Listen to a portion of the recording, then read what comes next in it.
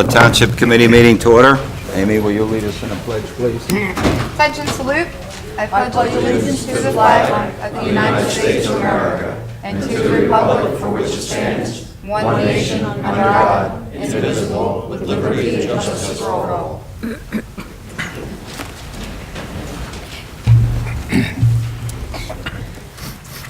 Adequate notice of this meeting has been provided pursuant to the New Jersey Open Public Meetings Law by posting a notice on the bulletin board in the municipal building and emailing a copy of the notice along with the agenda of this meeting to the Press of Atlantic City, Atlantic County Record, Record Journal, and current newspapers, stating this meeting would take place at 6:30 p.m. on Monday, May the 5th, 2014, in the municipal building, Mays Landing, New Jersey.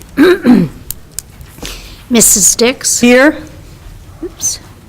Ms. Gatto? Here. Mr. Gouchard? Present. Mrs. Link is absent. Mayor Silva? Here. Okay. I'd like to take a moment of silence for private reflection, and please try to keep in your thoughts and your prayers the passing of Bill French, Mumford Point Marine, who was the recipient of the Congressional Medal. Also, Mr. Joe Doherty and Sue Barry Wellington, and also for the residents who lost their homes in the fairways who live on Pebble Beach last Tuesday.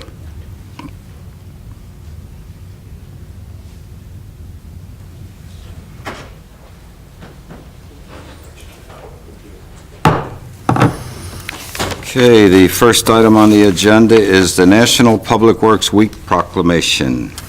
Be May 18th through 24th, 2014, in the Township of Hamilton, which is designed to pay tribute to our public works professionals, managers, and employees, and to recognize the substantial contributions they have made to our national health, safety, welfare, and quality of life. Gonna go present it? I think Joan has one to present. Yeah. I know you wore shirt and tie tonight, so let's I know, you got present all it to you. dolled up. Huh? Look at him. You want any of your staff to come up with you? Yeah, I explained we were taking it back. Indian giver. Yeah. Who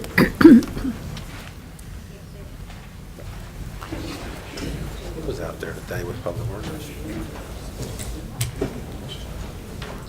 I was out there today. Raj, make sure you use the mic. Roger, the microphone. Oh, I forgot my ring. Have a hard time hearing me? I usually speak loud enough. Brett, Sue Garbers. Mr. Tilley. I want to present this to you on behalf of the township, and obviously the work that you do, I think everybody recognizes, especially when we have storms, clean up during the snowstorms, clean up after floods, clean up after derecho, and also many of the other safety and good health projects you work on by constantly working hard to keep our community safe and clean, along with many of the other volunteers. So I congratulate you and I thank you. Thank you, sir.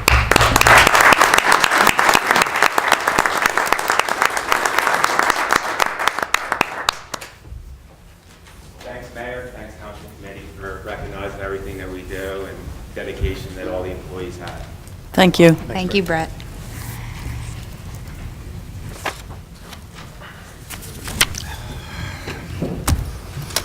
Next item on the agenda is the landfill remedial investigation report. A, presentation of findings. Phil, would you introduce the... Bill.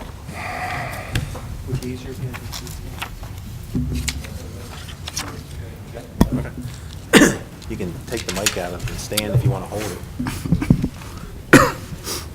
Check. Okay, I have,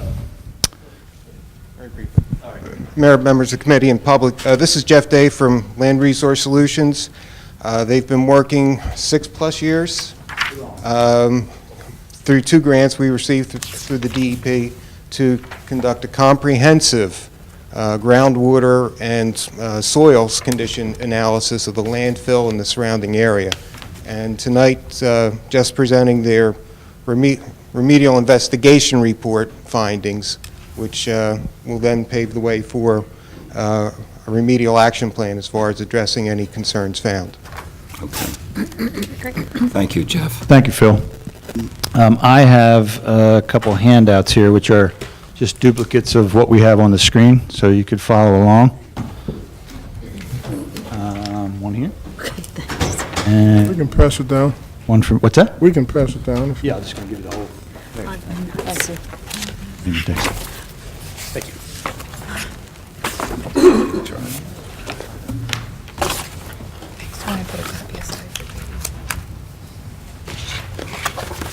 So what I've done here, these are the figures that are actually in the remedial investigation report, and so I'm going to just go through these and sort of present the story. Now, they may not be in intuitive order, but they're in order that the DEP kind of requires you to put them in, so that's why they're not intuitive.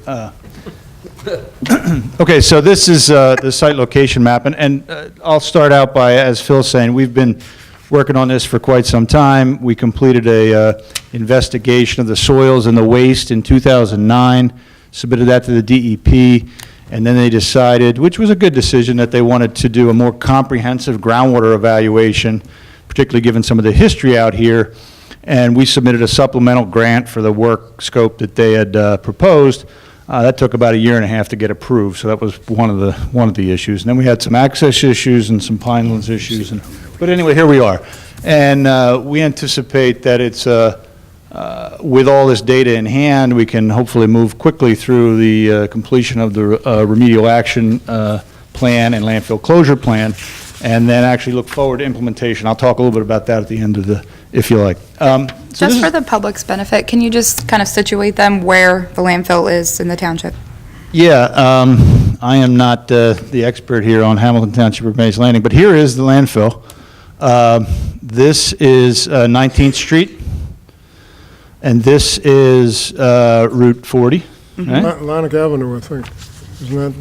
The straight line is Atlantic Avenue. Yeah, Route 40 goes off on like a... Goes off this way, right? That's Route 40, yes. Right here, yes. And then this is Atlantic Ave. Correct. Right.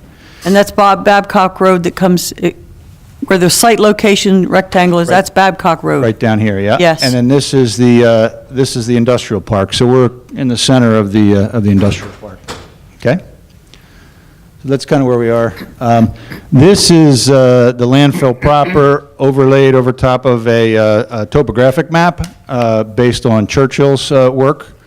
You can't actually see it too well on the projector here, but there is a red outline of the landfill boundary as determined by our investigation. I have some other graphics here that show that a little more clearly as we go forward.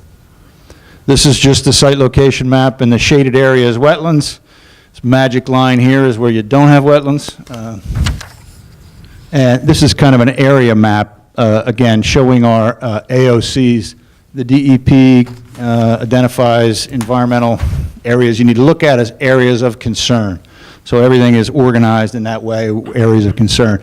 Our areas of concern at this site were the landfill itself, which is AOC A, the access road to the landfill historically, which is AOC C, and then the site-wide groundwater conditions were AOC B, and then D was just some surface debris that's been deposited over the years.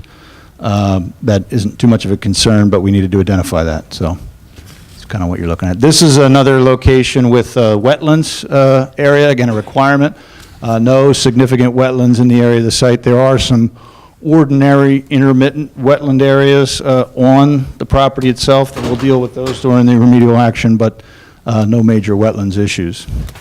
As I know the township's aware, the public may not be, there was a significant amount of investigation back here done on the site in the 90s by the DEP because there were some potable wells impacted in the Forest Walk area of the township. And the DEP pointed to the landfill as a source for that contamination. Our basic conclusion from this investigation is that the landfill is actually not the source of that contamination. There are some other possibilities. We don't have data that definitively says what the source is, but we're pretty sure that it is not the landfill, and that's what this data presents. So here's some of the historical wells, some of the production wells, as well as some of the water supply wells down here, private water supply wells down in this area. This is figures that we've put together, and these are additional well clusters. A well cluster is, here's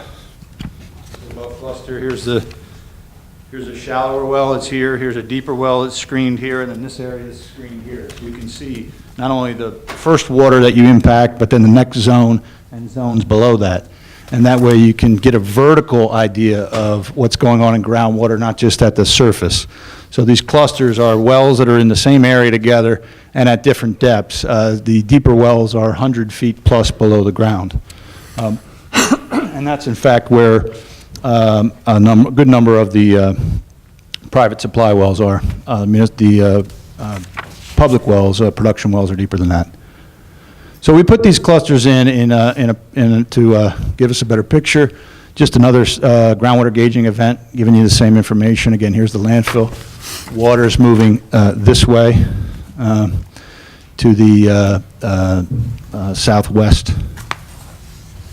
This is kind of a better map here. You can see the outline looking at the outline of the landfill boundary.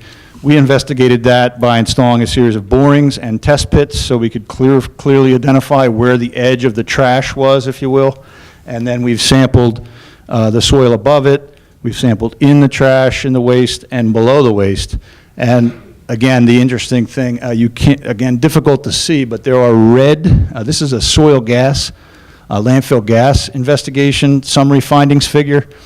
And there are red numbers on this map that represent methane concentrations above 25% of the lower explosive limit. Pardon me for all the technical language, but that's key because that's a trigger for the state of New Jersey that if you're at 25% of the lower explosive limit at the property boundary, you need to install a vapor control system.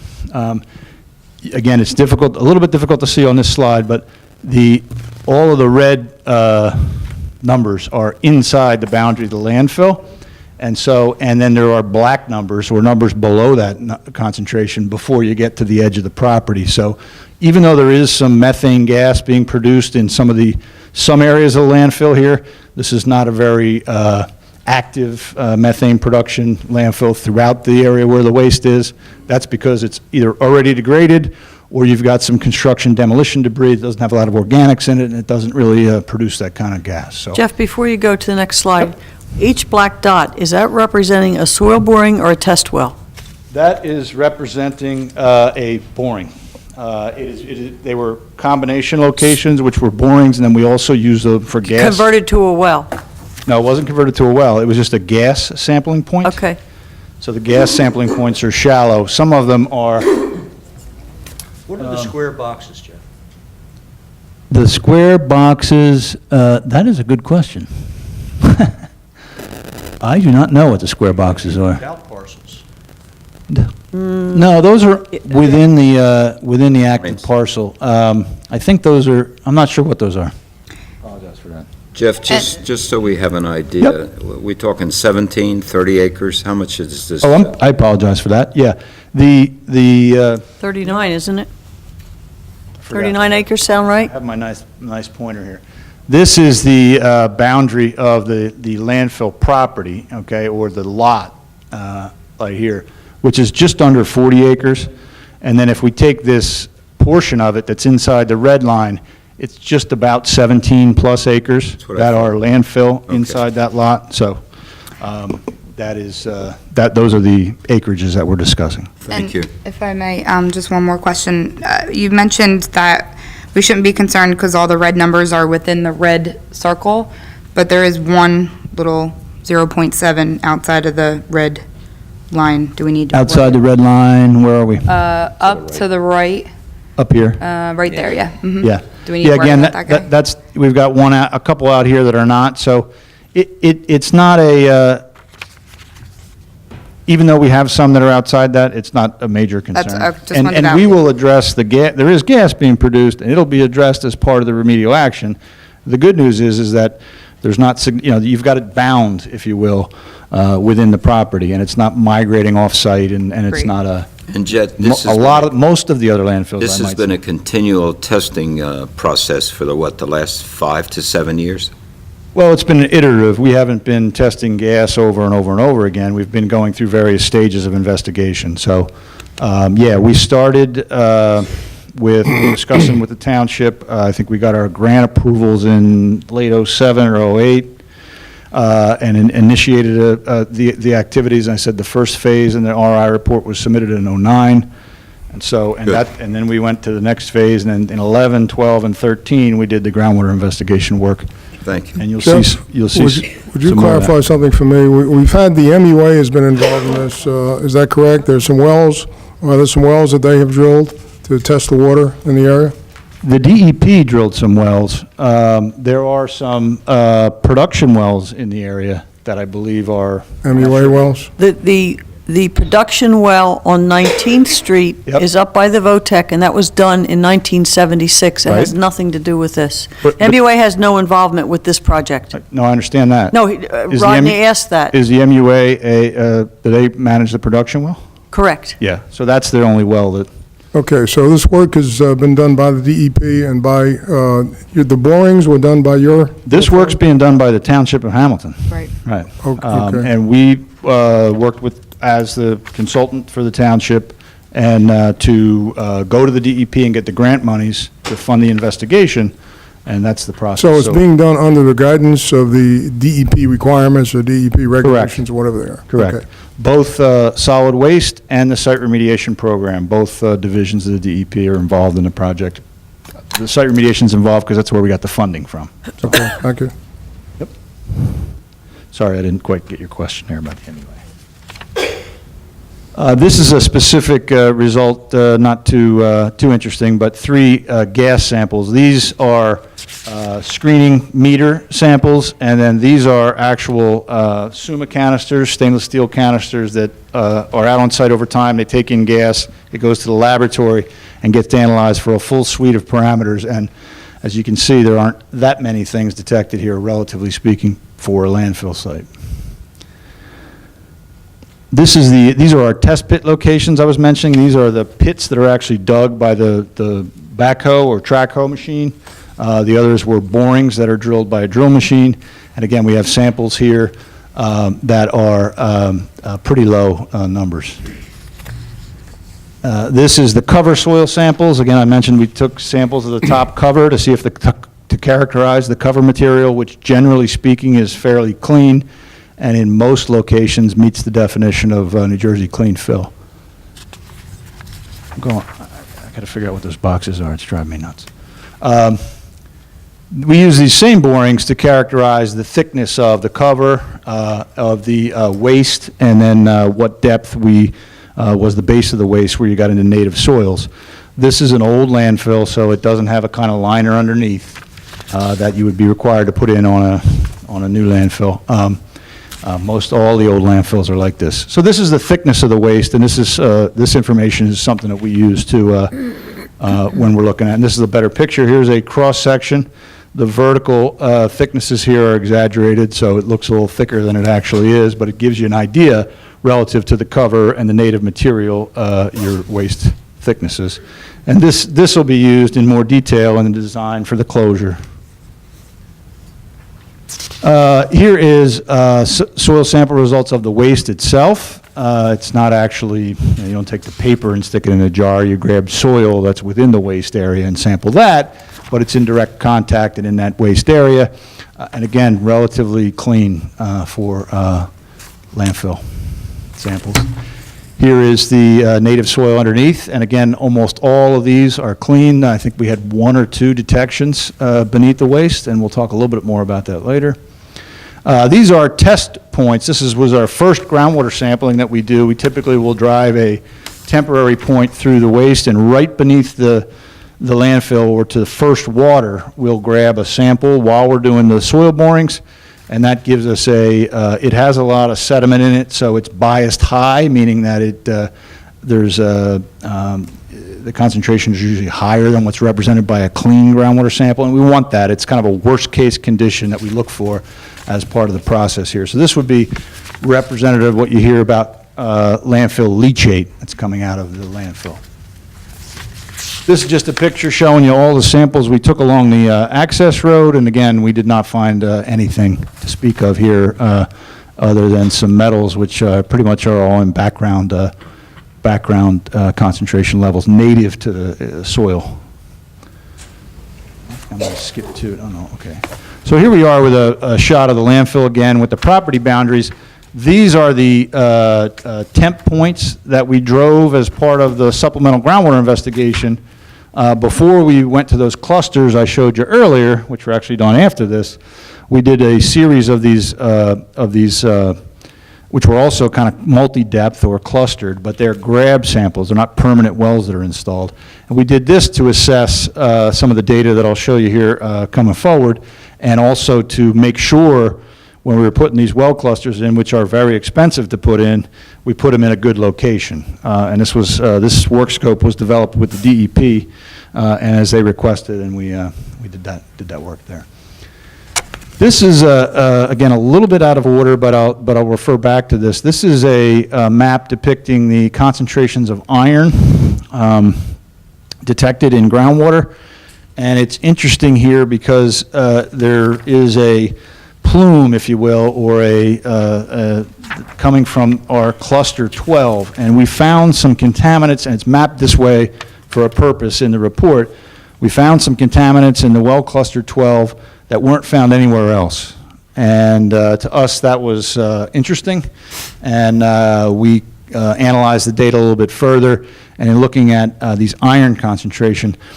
Iron is an indicator parameter. It's not a contaminant that typically you have to worry about because it's everywhere, especially in the pinelands in this very hermitic soil types.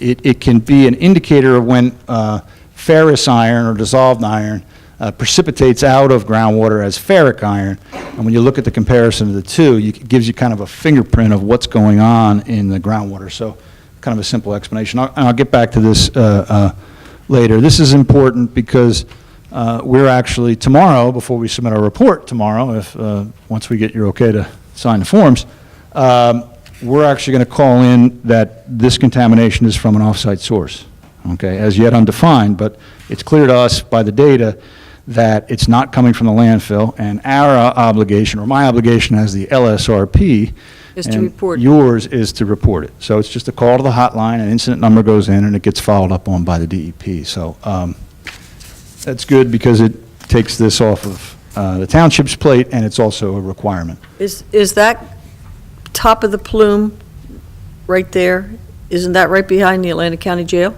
It's right behind the school, I believe. Well, the school is to the left. School is... I think the school is to the School's right left. You see here. where you have Here's the school. MUA? Yeah, you see where you have MUA 3 times in a line? Yeah, here's... That's the parking lot of the Votech School, which is now called... Here's the school right here. right? Exactly. Well, Yeah. there's 3 schools out there right Okay, now. right. So I meant the Votech, and next door to the Votech on Atlantic Avenue is the county jail, and that's where I think that's the county jail. Is this the jail here? I think so. Yeah. So what you're saying is whatever contamination may be there, it hasn't been identified as a source that came from our property, and you haven't identified the source, though, correct? We don't know We have where, not specifically identified the source because it's not a No, requirement. but you do make reference in here to the Schulten landfill.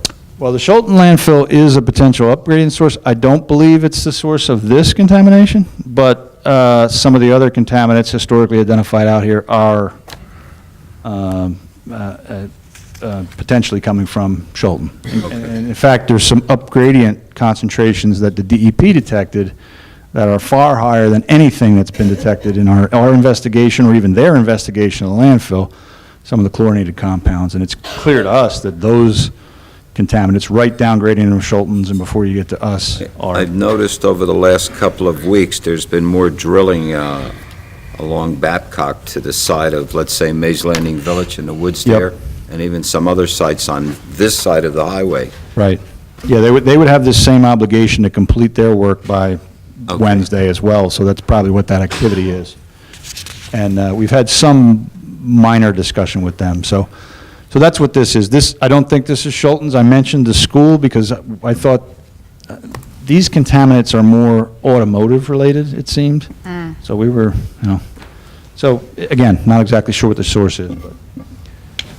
This is another indicator parameter that we've used that, again, we think really nicely identifies our conceptual site model. In our business, conceptual site model is kind of a scientific, it's the theory of what you think's happening.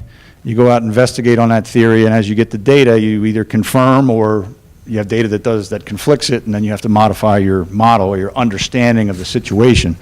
So this is a map of what's called oxidation reduction potential, or ORP for short. And it really is, very simply described, is how much oxygen is in the groundwater. When you get to a low ORP, or low oxygen concentration, you get to a situation where it's anaerobic. There's a lack of oxygen. A different kind of biology and chemistry starts to happen there, as opposed to when there's lots of oxygen available, which you typically would expect in groundwater out here that doesn't have anything going on, no major biological activity from, say, a landfill, for example. So this is a great indicator we've used on a number of our sites, and including the landfill sites, to kind of show you what we always perceive in these legacy old landfills as the halo effect, okay? There was contaminants in this landfill. Some of them have leached out.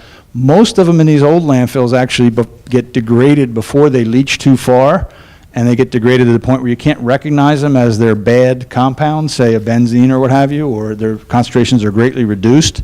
But the byproducts of those that are not still in their same, you can't recognize it as benzene anymore. It's a morphed, it's a partially degraded form of that.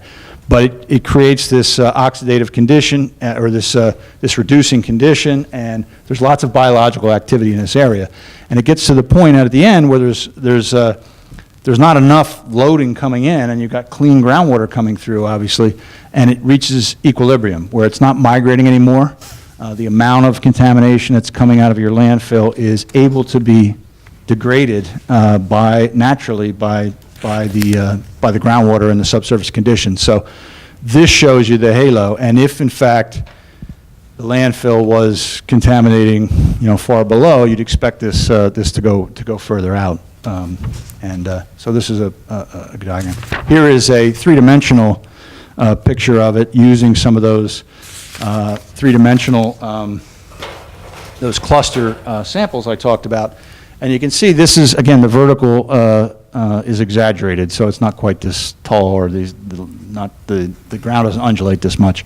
Here's the waste, here's your groundwater level, and this is your plume associated with the landfill, if you will. It comes out like this, and it's shallow. And here's our 100-foot zone where our deeper wells are, and where a lot of your private wells are down at this level. And we have some of our deeper cluster wells down here. And as you can see out here, before you get to the waste, you have positive ORP numbers. And again, we don't have it on here, but getting out to beyond this plume area, you've got positive numbers. And then down here, you also have positive numbers. So this is, again, in a vertical cross-section, is a good representation of the plume, or the effects in the groundwater of the landfill and its natural process of going through its degradation. These are actually the 4 wells that we resampled in the Forest Walk area. None of the wells had any compounds above either the MCLs for drinking water or the state's groundwater quality standards, except one, which is the Powell's, and they had tetrahydrofluoran in their water. There is no drinking water standard with the EPA for that, but there is a groundwater quality standard. Tetrahydrofluoran is associated with PVC. I don't know how old the original well is, and We have confirmed with discussions with them, it's not being used. It's there. They were supposed to be hooked up to city water when this started with the mercury back in the mid-90s, 95, 96, 97. I believe they were are. connected, yes. So their potable water supply is supposed to be Yep. from city water, not from the well. Right, Whether or not the well should be used for irrigation is a different conversation, but I don't understand why it's. It is. It's still there, and if it isn't, if in fact those wells are still there, we have, we're supposed to go out and sample them if they're accessible, Okay. which is what we did.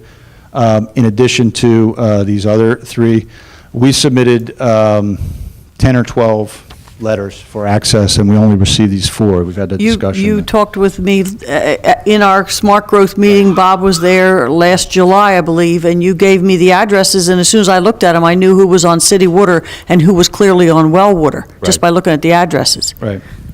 So So they're the ones that are along Clarktown Road. Is that where these are? these are throughout this area, yeah. I don't- Okay. Yeah, and I have the addresses, we can look at Okay. We've looked at those before. The DeAugustine well here was, I think, the well that had the highest concentrations of constituents in it during the DEP investigation. It is now below all these numbers. The compounds that we've found here do not directly correlate to the landfill contamination. The present concentrations of contaminants we've found and the old concentrations. And there's some detailed discussion about that in the report. I won't get into all the details of that. I'm happy to review that with you, with anybody, and you're obviously can read the report. But we think this is pretty good news relative to this, assertion that the landfills are responsible for that. So, moving again pretty quickly here. Here's our area map again with these wells. We've put other cross-sections on here, and again, we've laid out, these are very difficult to read here, I apologize, but these are a combination of the DEP took these multi-point either grab samples. There are the well clusters here along those 2 lines. Here's the lines we're talking about. And this kind of presents all the data. You can see that this data sort of matches up where we've got that same shape that we saw in the vertical ORP readings with these detections. So these compounds in the relatively shallow groundwater here, you can attribute to the landfill, and then as you get down here, you've got kind of an ND layer, and then deeper. Only the deeper ones are where we see any of the PCE and some TCE down there. Very low concentrations. The concentrations detected in our clusters are 0.4, I think, which is below standard, and then there's one that's 3 or 4. PCE, trichloroethylene? Yes. This one here, and I can't see, I'm sorry.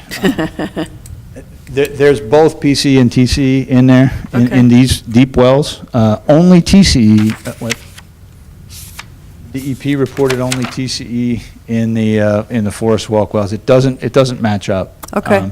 And the other part of our conceptual model here is that because this area of the landfill is a high, okay, you can see this elevational high here, you're going to have that mounding effect that you typically have. And so the water here is going to be higher, and it's going to, as this water infiltrates, it's going to kind of press down on. And we'll look at that a little bit, which doesn't exactly correlate when we look at our geological figures. But here's the other line on the other side of the landfill, if you will. Similar pattern. We don't have as many data points over here. But again, if you take a look at this data closely, you can see. This is cross-sections we did for geological purposes to look at the geology out here and see how that might mix in. And I'll point out a couple of things here. Here is... using my pointer, I should use this. Here is the Schulten landfill, as discussed. Here is the Hamilton landfill, where the waste is here. Here is the surface water body of the creek. And here's our well points. So you can see that there's this clay layer throughout here, a lot of sand up top, and sand identified below. This clay layer would also act as what's called an aquitard, okay? It restricts water movement. And even though Schulten landfill is above that, it still is, we see chlorinated solvents migrating through those compounds. And the same could happen here, but you don't see those concentrations of PC and TC in the shallow groundwater right beneath the landfill, like you do see in some of the deeper. And the other part is that the concentrations are just very, very low. We had proposed to do some carbon-specific isotope analysis, which is a newish compound I think we discussed in our meetings, but the concentrations were so low that we couldn't collect any samples for that. And that gives you a carbon fingerprint, if you will. Kind of, it's like the carbon dating you see on, CSI and all that. It's kind of our detective work, and it tells you if it's the same compound in this well and that well, and the concentrations just weren't significant enough to show that. So again, and here's a cross-section going the other direction. Again, we have that same clay layer, which is consistent here. So we do have somewhat of a natural deterrent for downgradient, migration, and contamination. Okay, and that's the last of the 30 figures that I've just showed you. So I'm happy to answer any questions, and if we do that, I can talk a little bit about our next steps that we'll be looking to. I'd like that. Yeah, The nice next steps. presentation. Okay. Good. We have a couple of end uses out here associated with renewable energy that we've been exploring, and we still think that's a possibility. The most thing we've talked about the longest with the township, I should say, I guess, is solar energy on the landfill, maybe used to support and supply power to the county facilities that are out there. It's a nice fit. We still think that's a great solution. Given these groundwater concentrations and our agreement with the township under the redevelopment agreement, we are excited about moving forward and taking title to the property and going forward. The difficulty we had with this site, because it's so clean, was to find a way to fund the closure work. I think now that some things have changed at DEP, there may be some additional state funding available to do that work. That, coupled with minimizing the cost in our design, I think is something that we can achieve. And we're, now that we've got this deadline and this report finished, we're anxious to move forward with that evaluation. I would hope in the next 90 days we could be coming to the township with a definitive plan, maybe even another application for some funding to support it, and a plan to identify the other 25%. It's a matching grant that you can get from the state for renewable energy remediation on these sites, and it's a 75% cost grant. So Okay.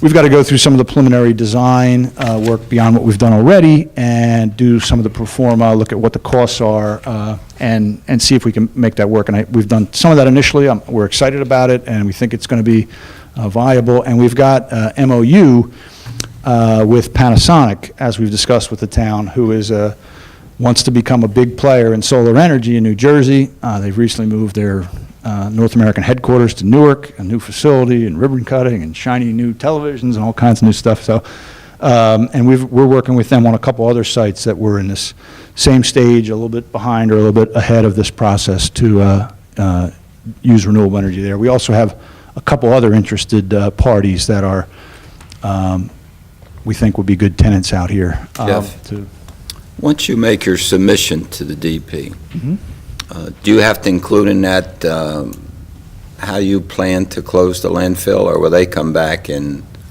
sort of discuss with you what their thoughts are?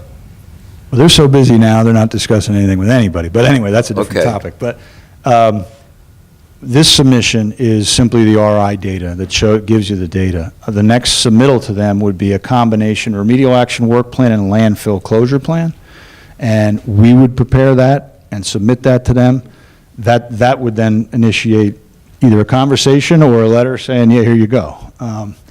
The other part of that coin is we will also be talking at the same time with the Pinelands folks. We have been in communication with them. As you know, we're working with Estelle Manor. That process is tied up in, the Pinelands is tied up in all things pipeline right now. And the DEP has got 87% of their resources working on Sandy recovery still. So it's What hard. would you say is the timeline, realistic timeline? Yep. I think that we can be in submitting this year the application for that. we need to do a little bit of work, and that is a meeting and some conversations with them about the viability and availability of those funds. That's something we'll start working on right away. But that would be, I'm hoping 90 days to get that application together in that scope. That's not a real big lift to do that. And again, we have these MOUs in place. There would be more discussions with them. We would look to some sort of financing for the 25% of the matching grant associated with the redevelopment work. And we've got an idea on where some of that work would be too. So I would hope that we get through this year with submittals and planning, and then by, let's say, this time next year, we're hopefully in a position where, I don't know if we don't need a lot of land use permits out here, so that's a good thing. We'll be in a position where we have permits and approvals in place to start to do physical work. So I'm hoping that sometime in 2015, we can do initiate physical landfill closure activities. Sounds good. Two questions. Is there any overlap or coordination between the DEP and the Pinelands, or are they work with completely separately? I'll try to. Just a couch my- question. Careful, careful. Yeah, be careful. There is, We're being recorded. I am, yes. There is overlap, there is coordination, and Pinelands has ultimate say, but the coordination isn't as much as you'd hope. What typically happens is first the DEP does their review and approval, and the Pinelands waits for that. And once they do that, they said, this is great, go ahead and do it, if the Pinelands says it's okay.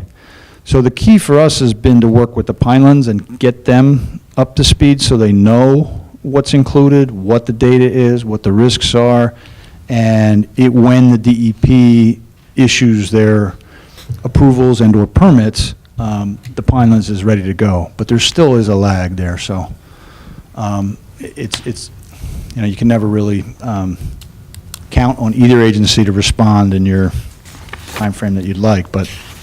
Okay, and one other question. You mentioned the presence of methane. Is it, it's probably not in any quantities where it could be used, but is there any possibility of using?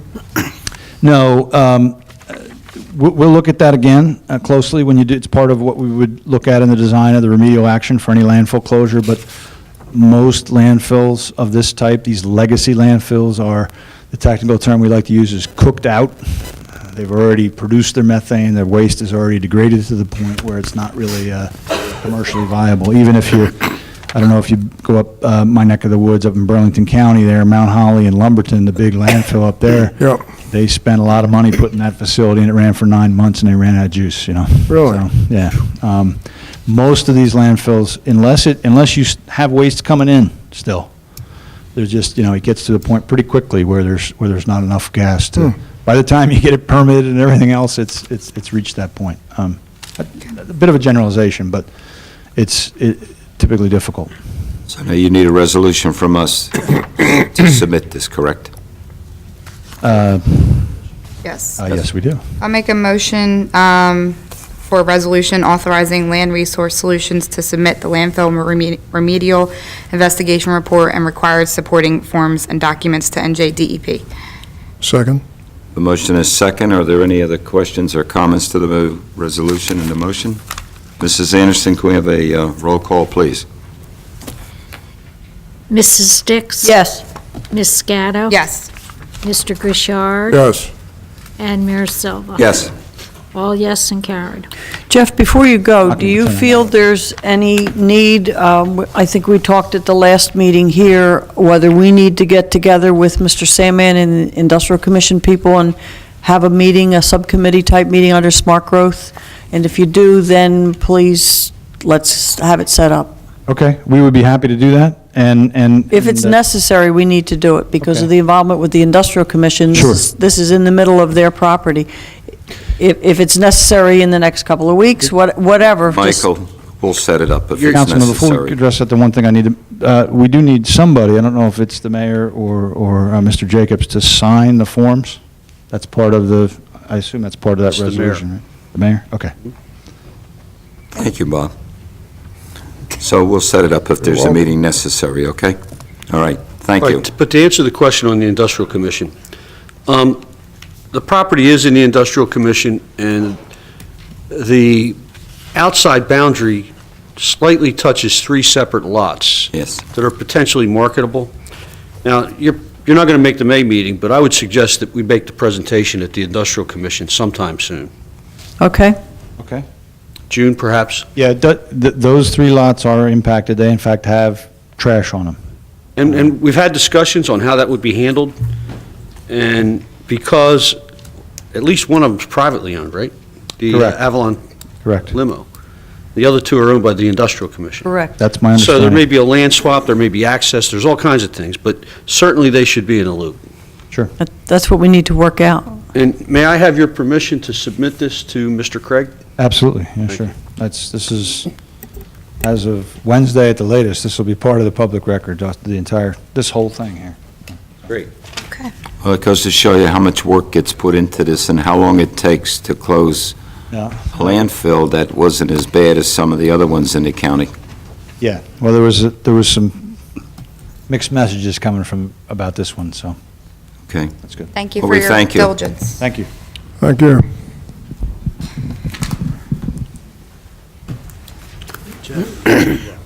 Please talk. Okay, next item on the agenda is, let's see, there's no adjournment to executive session, and there's no confirmation of executive session. Next item, addition or deletion of late items for consideration tonight. So moved. Second. A motion is second. All those in favor? Aye. Aye. Opposed? Motion carries. Early public comment on agenda items not listed for public hearing. Yes, sir. Mr. Mayor, the first one is Peg Capone, item 6.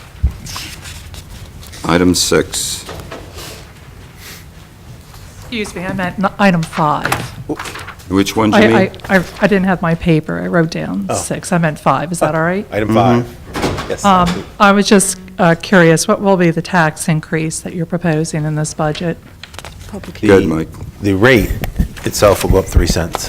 3 cents? The total revenues collected would stay about the same. Okay, and just as a comment, if you're asking, I appreciate the last 2 years of zero tax increase from the municipal government. I would like, as a taxpayer and resident, I would like to see all the employees listed and their salaries. The school board does it. Absolutely. I think the taxpayers have every right to see where their money's going. And if I can Oprah all that information, which I've done, that means that you should be able to list it on your website.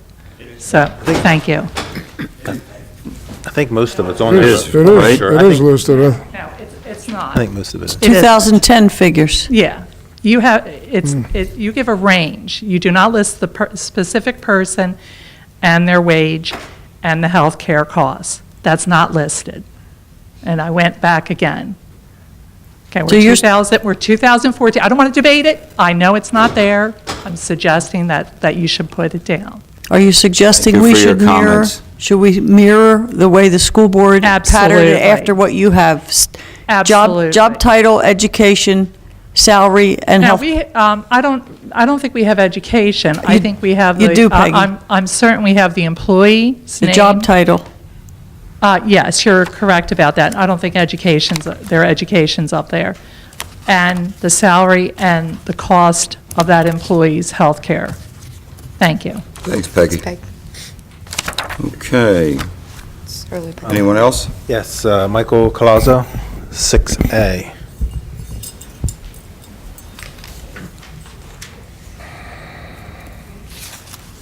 Good evening, everyone. I'm Mike Lazo, the owner of Anytime Fitness. I'm also a resident, and as a business owner and a resident of this town, I had some concerns about 6A, and again, not having all the answers, just has given just a general, some concern with waiving workers' comp for vendors. And again, as a business owner, I don't think it's a good idea in any form, anytime, especially in this day and age with, you can't ever have enough insurance.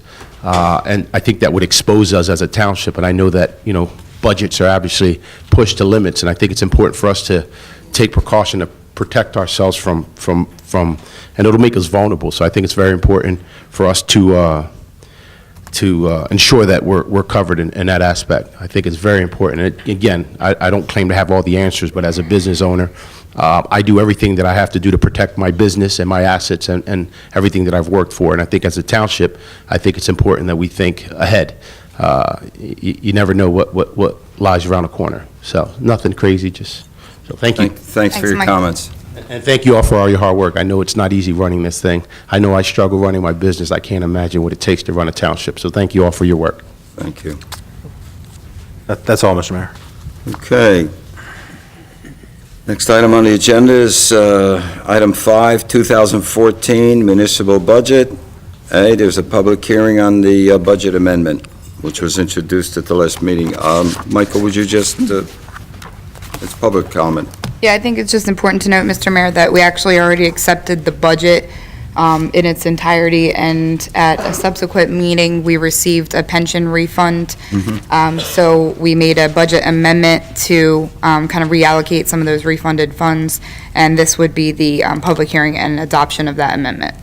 All right. Mike, just tell them how much money we got. It was a little over $100,000 that our pension bill went down. We allocated, I think it was $25,000 additional dollars of that to capital so that we could fund the dam. And the rest of it, we're going to let go into surplus for the next year's budget, where we know we have some issues and some challenges, so. Okay, good. I do have to read at least this synopsis of it. Go for it. Increase the capital improvement fund from $70,000 to $95,000, a net increase of $25,000. Decreased budget pension allocations from $1,450,753 to $1,341,122, a net decrease of $109,631. Decreased anticipated surplus from $3 million to $2,915,369,000, a net decrease of $84,631. Decreased total general revenues from $25,704,255.41 to $25,619,624.41, a net decrease of $84,631, and decreased general appropriations from $25,704,255.41 to $25,619,624.41, a net decrease of $84,631. Thank you, Mrs. Anderson. You're welcome. This is a public hearing. Does anyone in the public wish to speak?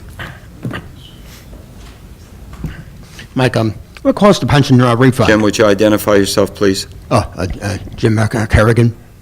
What caused the pension refund? Well, wasn't actually a refund. It's a recalculation of what our pension bill will be this year. The state received its data on what returns on its investments were, and they were able to lower the pension cost to most of the townships.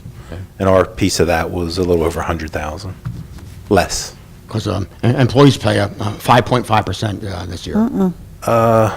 Over 6. Yeah, I think it's, and then the police pay even more. I used to pay 5 before I retired. Yeah, I think it's gone up. I'm not. 6.3. Yeah, I think it's. God, it really went up. 6. Yeah, that was part of. I was paying 5 months. It's part of the reforms.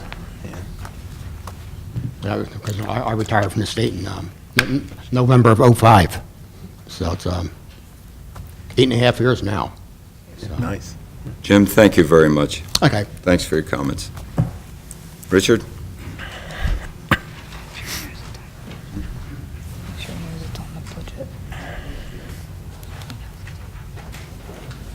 Hi, Rich DeFeo, Mays Landing. With the budget, and I hear all this money, millions of dollars, did you guys, or have we made preparation or arrangements for this lawsuit that's going to cost us hundreds of thousands of dollars? Is that going in our budget? Has that been figured yet? Because I know certain people worry about the little people, and I think I'm a little considered one of the little people, and our taxes got to go up this year with all these lawsuits because we're paying for them. You know, so has that been put in the budget yet? Figured that in our budget? Richard, while we can't talk about it, everything will be considered in time, okay? And I think the response, Mr. Salmon, that we mentioned last time we discussed it when we introduced is it would be handled like any other unplanned expenditure, where we would have to either tap into surplus or, do some budget transfers, things like that. So like any other unexpected expenditure, we would have to handle it that way. Okay, just, wondering, because certain people go around talking about how they're worried about the taxes going up and all, and then you got something like this, then they're ready to take care of, take advantage of us, get their money, and our taxes go up. We're paying for it. We out here are paying for it. So people ought to pay attention to what's going on, and it's just a shame. Thank you, guys. Thanks for your comments. Remind everyone, this is a public hearing on the budget amendment. Anyone else in the public wish to speak? Move to close the public portion. Second. Motion is second. Any questions or comments to the motion? All those in favor? All those in favor? All those in favor? All those in favor? Aye. Aye. Opposed? Motion carries. Move to adopt I'm sorry. 2014 municipal budget as amended. Second. Motion is second. Any questions or comments? Mrs. Anderson, can we have a roll call? Mrs. Dix? Reluctantly, yes. Ms. Gatto? Yes. Mr. Gouchard? Yes. And Mayor Silva? Yes. All yes and carried. Thank you. Okay, next item on the agenda is item 6, discussions, formal action may be taken. A, the hot dog cart at the Cove bid. Michael? Yes, I understand at the last meeting when this was discussed, it was authorized that this would be a veteran set-aside contract. Basically, we'll post it on our website and solicit proposals from vendors that qualify as a veteran business enterprise to provide us an offer of how much they would pay to operate the vendor at our Cove. But then the question that I was asked prior to, and that's why I put it in the memo, was would we require workers' compensation insurance? And my recommendation is, in fact, that we should, because that's the recommendation from the JIF. It's not a requirement. I think that was the question that came up. Does the JIF require it? They do not, but they strongly recommend it. Our risk manager's here. He strongly recommends it. And I believe that you should know that, well, most of you know that our performance was so bad that we were put on a retrospective rated program that just last year, because we've improved in some of our claims, because of some of these things that we've implemented, we were able to get off of that, and now we're back to where most of the members are. So, again, there's no requirement that you require, you don't even require liability insurance if you don't want, but we do. And we do now require workers' compensation from all of our professionals, and it's on all of our bids. So can you waive it? I think the answer is you have the authority to waive it if you'd like. And if there's any questions from our risk manager, he's here. So. Go ahead, Rodney. Yeah, I just wanted to comment, 2 comments.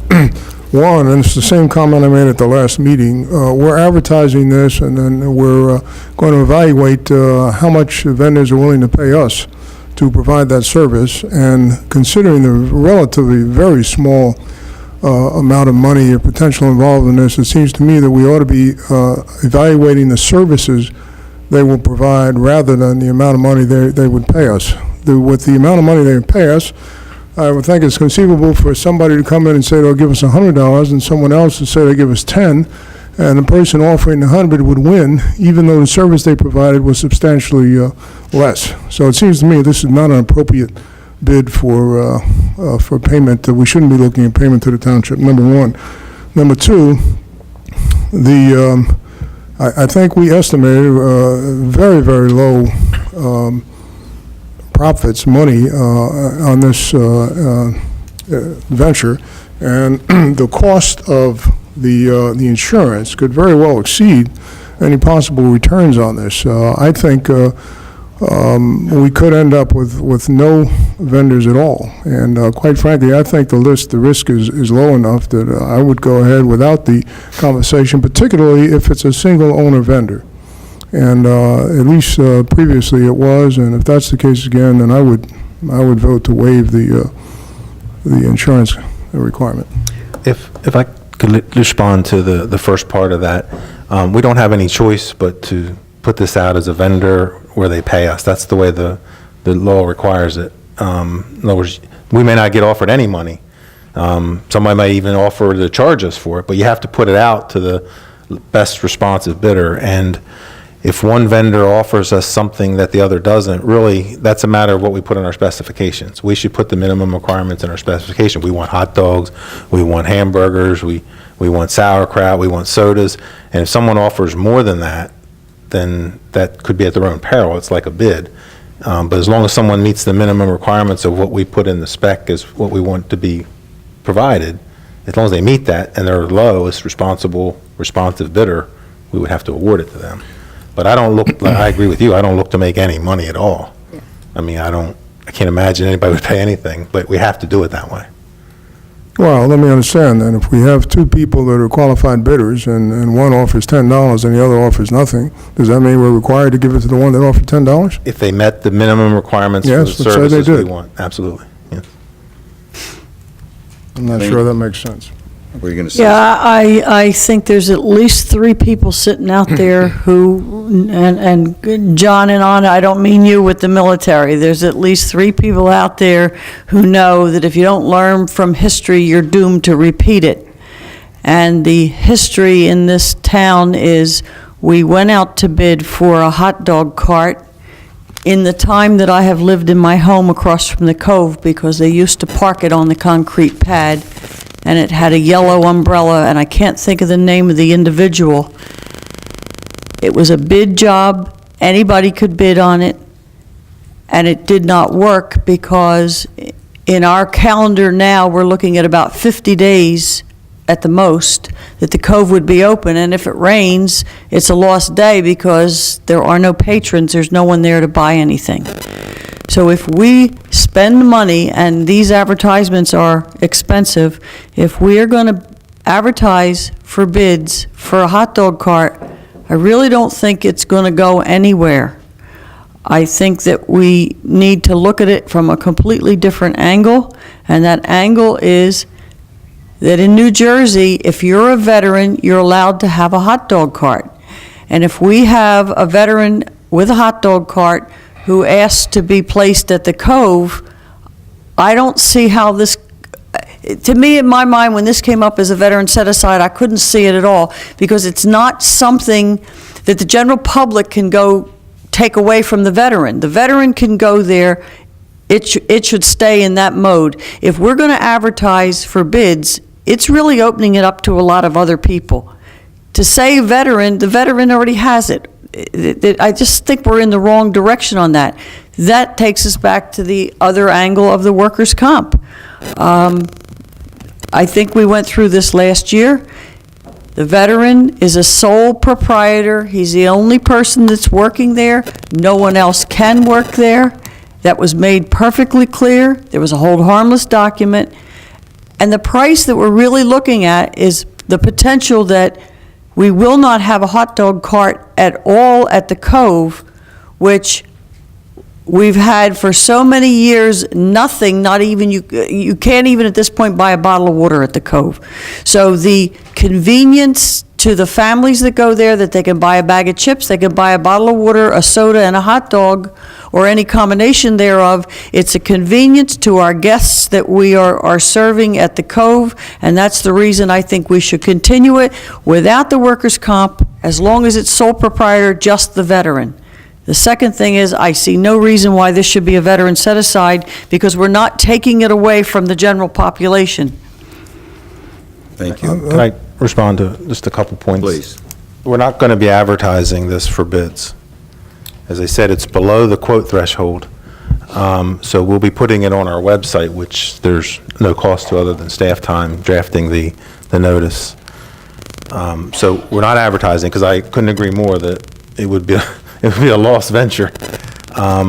But when it comes to workers' comp, and again, I've already made my recommendation, I don't want to belabor it, but you can't necessarily get away with indemnification, because if someone goes to the hospital and says they were injured while working, it's not just them that may come back. The provider will then try to come back and get the money from our workers' comp insurance provider, even if they don't want to. So my understanding is it's not a matter of getting indemnification. And I think the other important point on insurance to remember is there's really no connection between the value of the contract and the potential liability that one can get created. I mean, if someone's injured while working and you pay all their health care insurance, or, you know, all their health care bills, plus if you have to pay wages and things like that, it has nothing to do with how many hot dogs will get sold. It's the liability you're trying to protect. And I don't disagree that it may end up keeping someone from doing the vending at the Cove, and I don't know what the result is, because obviously we haven't done it yet. But at the same time, there may be hot dog vendors out there that are veterans that have workers' comp, and by not requiring it, you're giving other people an advantage over the ones that do have it. I don't know. But we won't know until we put it out for proposals. I mean, quotes, basically. We won't know the answer. Go ahead, Rodney. Could I explore the question about whether or not this should be a set-aside? Because I think Ms. Dix has a point. If this does not need to be a set-aside, and I do know that veterans, I believe, do have the right to have a hot dog stand, does this have to be advertised in the manner suggested, or what are the legal Well, requirements Rodney, if here? you remember the last meeting when we discussed that particular portion, I think we acknowledged that point, but that we said we would kind of use this as a test run to go through the veteran set-aside process, because it was really zero contract in potentially, but it is a veteran, and it gives us that ability kind of test out our brand-new process. Well, I'm not sure how much we gain from that, and the point here is not to be able to just say that we have some veteran set-aside. The point is to really get some, try to get some jobs for veterans, and that doesn't contribute if we already have the ability to do that for this type of a stand. So, Look, every year at reorganization, we make appointments. We ask for the month or so before the request for qualifications.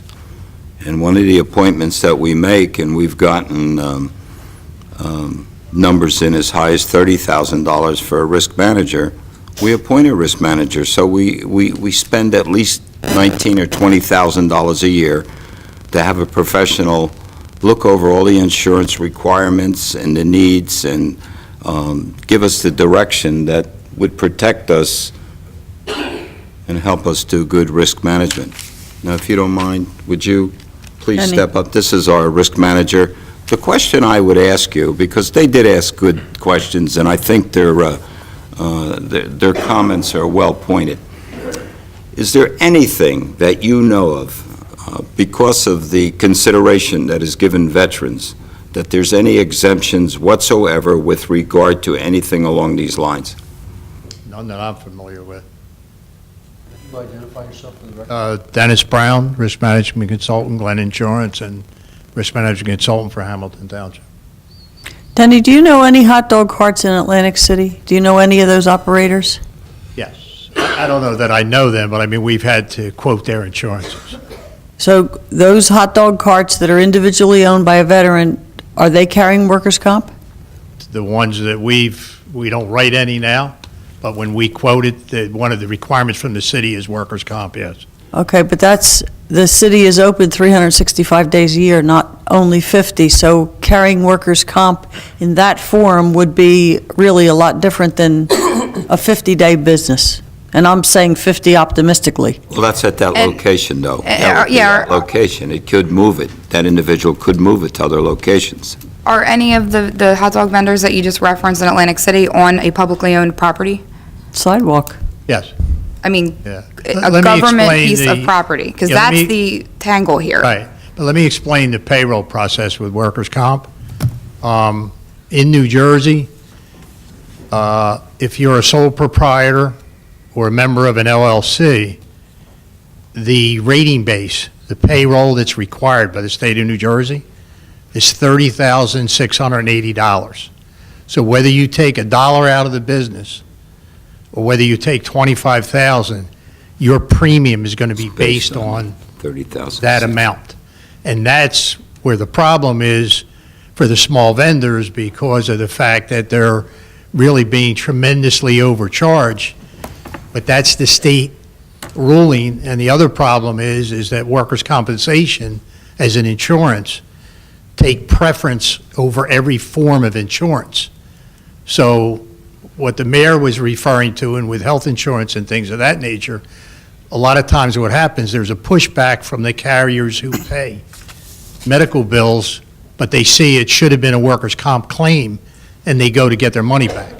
Unfortunately, they don't care about the individual and the veteran status and stuff like that, and it makes it very, very difficult. It really does. It's in a rock and hard place. Yeah, and it's a shame. And your belief is that we would be the target of the suits from these companies? Yes, Well, what would happen is they're always going to go where the money is. For the cash cow. where they think they can get the money. And that's the problem. And, you can make an exception, but the joint insurance fund deals with this all the time, and they see the issues that may or may not occur, and it makes it tough. What is that 30,600, what does that equate to in a premium cost, just based on what you know? Well, it varies with the type of occupation or the type of vendor and things of that nature, but an estimation in this case is somewhere probably between $2,000 and $2,500. And the other problem you have is, even though, as Ms. Dix refers to, it's only 50 days, it's an annual policy based on that minimum annual, and that's where the That's other the problem. Right. This is Have 365 days like you do in other, like the city of Atlantic City. That's why or I whatever. compared it that Right. way, Denny. And you are correct, yep. And in the case of the Atlantic City, as I understand it, the small vendors actually contract with a larger person that makes, They pool it? they pool it, right. So it's not the small vendor that's paying that directly, it's the person with whom they're contracting with. I mean, this is an insurance company got you, and I would rather not be held hostage to it, but, yeah. Well, it's a fact of reality, and Yeah. that's where you go. I mean, on one hand, it's like everything else you do when it comes to insurance. It's like the limits that people accept. They're betting that they're not going to need it at a lower limit, but obviously what you say, if it's one incident, it could cost you a lot more than what you paid in a premium, then you're going to be paying for it yourself. Well, the problem with workers' comp is, and this is for anybody, if you don't have it as a business and you are found not compliant and somebody got injured and they say, okay, well, we think that is an employer-employee relationship, then that business owner is responsible to pay the wages and medical bills for whatever time is necessary. It could be for the rest of the individual's life. Okay. And then subject to fines, but it's a shame. Yeah, $50 a day for 50 days is $2,500. So you have to have $50 a day Not of gonna happen. profit just to hit the workers' comp. That's Alone, not the there. worker- That's no. not there. Just to clarify this, if it's a single owner,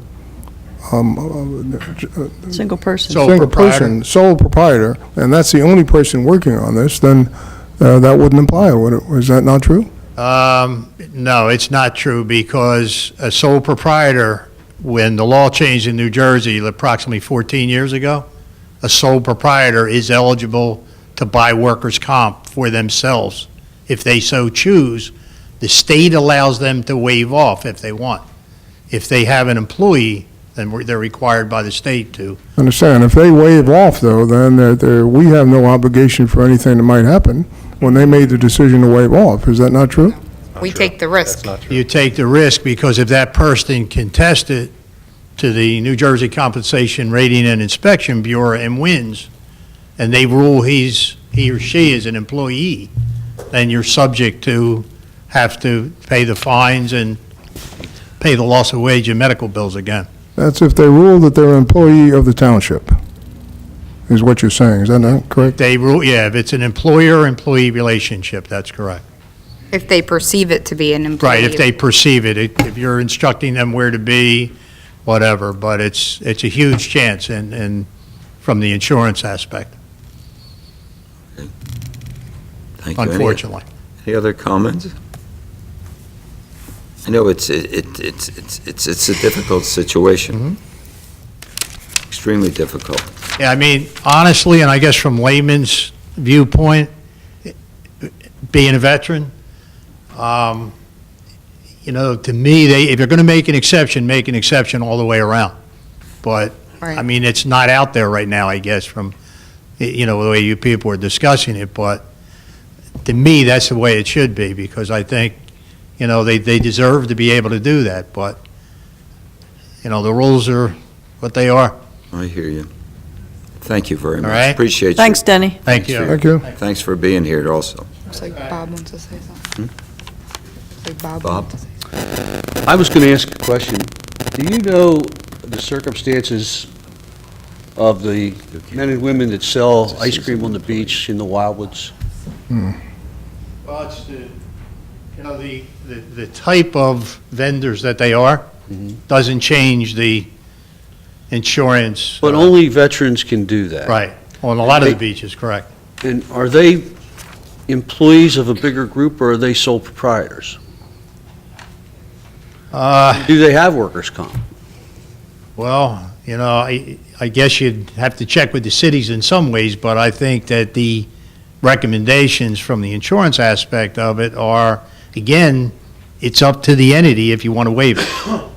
But they can get it, whether or not they have it and whether or not it's been monitored. And I have to tell you honestly, since my involvement with Hamilton Township, which hasn't been that long, the joint insurance funds and the insurance companies in general are monitoring this because they, you know, they just see the exposure, and they're looking at the certificates of insurance as they come in for everybody. And when the law changed in New Jersey, which is about 14 years ago, where everybody is eligible to get workers' comp, they're finally catching up with that ruling, and that's what's brought this to, you know, where we are today. So as our risk manager, what is your recommendation? My recommendation is that, you know, you shouldn't make the exception because I think you're exposed. And as an insurance person and a risk management consultant, that would be my recommendation. And is that the position of the JIF as well? Yes. In fact, I have brought a copy of the email that I sent to Ingrid See, and Mike.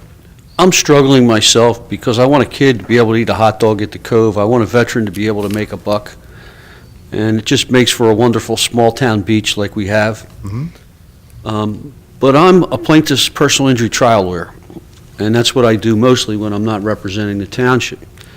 And I Please think use Mike the Jacobs said something that... Microphone.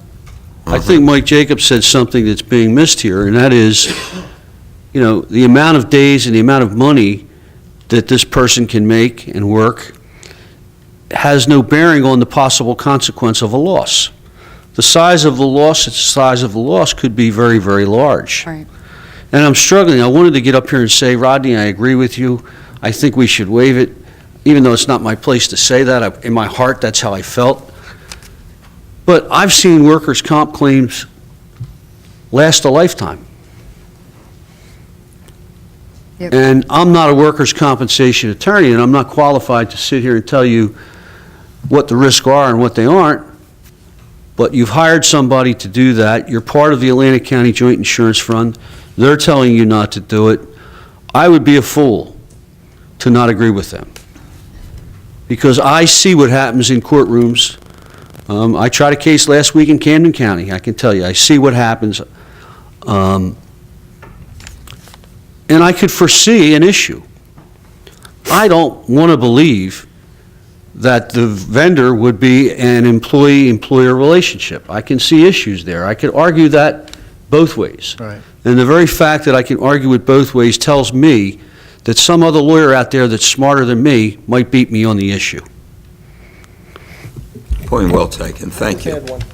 One thing Go ahead, that Michael. maybe we're not thinking of is if, and again, I'll just use the round example that Danny brought up, if the cost of the workers' comp is $2,500, there's nothing that says that the low offer, or the best offer for us is $2,500. And then you can decide whether you're willing to spend $2,500 to have a hot dog cart vendor down there. In other words, if you want to provide the services, as Bob said, there's nothing that would stop you as a committee saying, okay, well, we're not getting any money, which I don't think you're going to get anyway, but we're willing to pay $2,500. I would rather, as the person managing, give away $2,500 than I would give away this potential liability.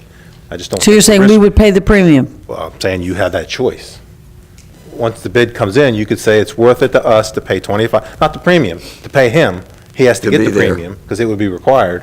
But that might be the best offer you get might be $2,500, and somebody has to get it. Now, that doesn't mean some of these vendors that collectively do it from Atlantic City wouldn't come down and say, well, we'll do it for zero, and then it goes there. But we don't want to miss that point. Someone could say, and you could still make the decision. They could say, well, we're willing to do it for that, so. I like that option. Why don't, And we could put it out, get the responses, and then make a decision then. let's see what happens. In other words, you got time to talk about it, because I think your point's well taken. That makes a lot of sense, rather than just put it to a vote that may or may not carry. Yeah, I think it's prudent to put it out with the workers' comp based on the recommendation of our risk manager and the JIF, and then we'll kind of go from there. Well, I've heard the recommendations. I appreciate them. The recommendations were exactly what I would expect from a risk manager and from the lawyer. But notwithstanding that, I think the probabilities are low enough here that I would go ahead and waive the requirement personally. Do you want to make that? appreciate the Do you want to recommendations. make that, or do you want to wait and see to the next meeting? I'll just as well make it now, and if it doesn't pass, it doesn't pass. Yeah, I move. I would rather wait, Rodney. And I'm okay. absolutely with this idea. The people like it, and it's something we're giving the people just to make it a more enjoyable time at the Cove. Just clarification, we're waiting, we're not going to do we're not going to put this out until the next meeting when we make a decision, or we're putting it out with the insurance requirements? I thought we were going to get feelers. We would put it out, get So feelers. we'll put it out, okay. Okay, see what happens. And then, of course, All right, that's fine. keep the discussions, to a point where we can make them, and with the possibility of doing something along the lines that you said. And And thank then- you very much for your time. All right, And thank maybe you. we can go we could start, Rodney, you and I, with quality of life, can start coming up with a Plan B. That's healthy. Good, okay? And your advice is appreciated. Don't take my Good. response the Can't wrong take way. anything personal. What? Government. Require a motion. No, I don't. Put it out? They already approved it to be a veteran set-aside contract. This was just if we were going to waive it. I think we had to vote on that. Okay? I'm satisfied. You all right? But we Thank went to you. this meeting. Okay. Didn't they approve it? Next item on the agenda is the irrigation bids. I don't remember, Mike. Hold on a second. All right, Wasn't it approved at the last meeting to be a veteran? We've got the minutes Oh, right on the nice. table. It was approved as a veteran set-aside, but was approved to go out. They don't have to vote to go out. No. No. They have to vote to award. Right. you all right with that? Yeah. Okay. Okay, the next Look at the minutes, Bob? Nope. Okay. Next item is the irrigation bids for the Leapy Track Recreation Complex football field irrigation system. Well, it has come to our attention through our construction office and our engineer that in order to put in a well that goes into the aquifer, you have to put a backflow preventer, and that backflow preventer has to be put in by a licensed plumber, which we didn't put in the specs. So we want to reject them because we don't have a choice and go back out as quickly as we can because we need irrigation for the grass. So you would put the same specs out, correct? But with the addition of the licensed plumber? There would be a clarification that a licensed plumber would be required to install the backflow preventer, correct? Okay. So we have to do, okay, rejection. so Reject. I make a motion to reject the bid, 2014-03 for the Leapy Track Recreation Complex Field Irrigation System, to revise the specs for goods and services as discussed. Second. Motion is second. Any questions or comments? Yeah, I didn't get a chance to, do we not have, we have a licensed electrician, we don't have a licensed plumber on staff? Not on staff, well, we don't, we have a licensed plumber on staff, but he's also the inspector. But no, we actually, I asked that question, we have a licensed plumber that we went out and got bids for that we could use, but that doesn't comply with the bid statute. You have to list subcontractors in your bids. All right, you're right. Okay. Had a motion and a second. Any other questions or comments to the motion? Mrs. Anderson, can we have a roll call, please? Mrs. Dix? Yes? Ms. Gatto? Yes. Mr. Gouchard? Yes. Mayor Silva? Yes. All yes and carried. Okay. Next item on the agenda is the public hearing on the adoption ordinance number 1768-2014, accepting Lot 301 and Block 1127 by deed from the County of Atlantic. Michael, this was the property on Babcock, wasn't it? I'll yield to Phil. He's, Hess School. It's next to the Hess School. Okay. My firm did the subdivision of the property. It was a larger parcel. Part went to Green Acres, part went aside, and we have acquired it from the county, and this is just a formality. I've already gone to closing. Okay. It's a public hearing on the adoption of the ordinance. Does anyone in the public wish to speak? Jim? How many acres is this land? 5 acres or 10 acres? No. 29? 29. 29. 29 acres? Yep. Oh, wow, okay. Okay? That's it. Thank you. Anyone else in the public wish to speak? Move to close the public portion. Second. Any questions or comments? Okay. All those in favor? Say aye. Move to adopt ordinance 1768-2014. Second. Motion is second. Questions or comments? Mrs. Anderson, a roll call, please. Mrs. Dix? Yes. Ms. Gatto? Yes. Mr. Gouchard? Yes. Mayor Silva? Yes. All yes and carried. Okay, number 8, introduction of ordinances, public hearing, May 19th, 2014. Ordinance number 1769, 2014, amending Chapter 3001, Article 1 of the Township Code to establish a no parking zone on a portion of Tyrene's Drive. Trions, yeah. Trions. Thank you. Go ahead, Mike, just so the public knows. This was a request brought to us by the association itself.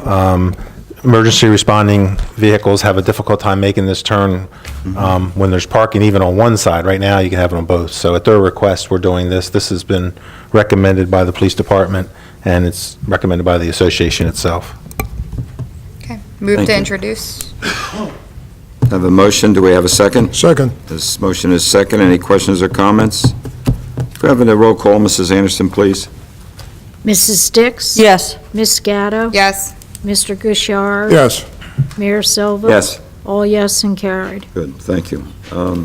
Next item is 8.1, award of contract for Hamilton Township Public Works Building, interior alterations, bid number 2014-05 to J.H. Williams Enterprises, Inc., Morristown, New Jersey, in the amount of $229,400 as recommended by Design Collaborative Architects and Planners.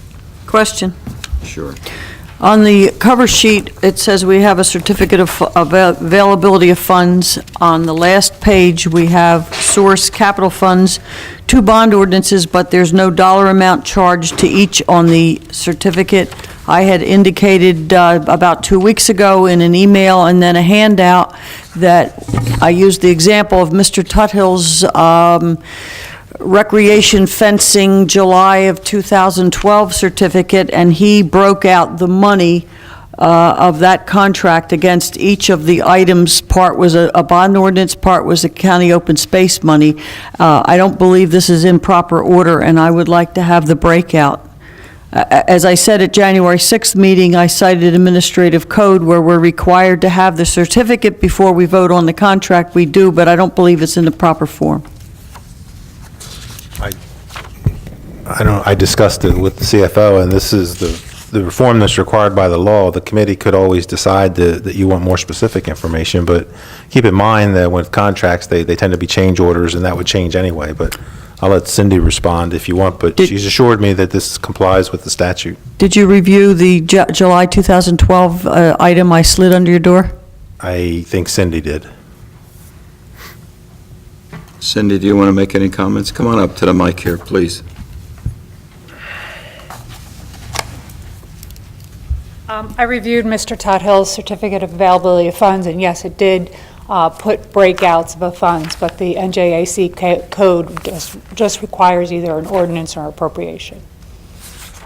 So you're submitting this because you believe this is correct, and I am objecting because I believe it's incorrect. So that's where we are. I believe it's correct according to the law, and Okay. our auditors do review them, and we're in accordance with Okay. NJAC. But I'm not a lawyer, so. Just out of curiosity, MJJ and Peretta, where were they located?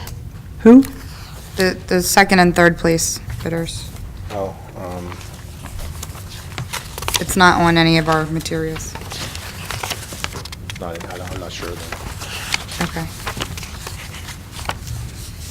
That's the bids that were rejected, is that what you, or they weren't the low bid, Amy, is that what you meant? No, the low bidder was, Yeah, I'm just wondering if for $1,000 more, we could pick a more local guy, but I don't know if, No, I don't think you legally can. you can't. Okay. It's the lowest responsible bidder. okay. what's your pleasure? Make a motion to award. Second. Motion is second. Any questions or comments?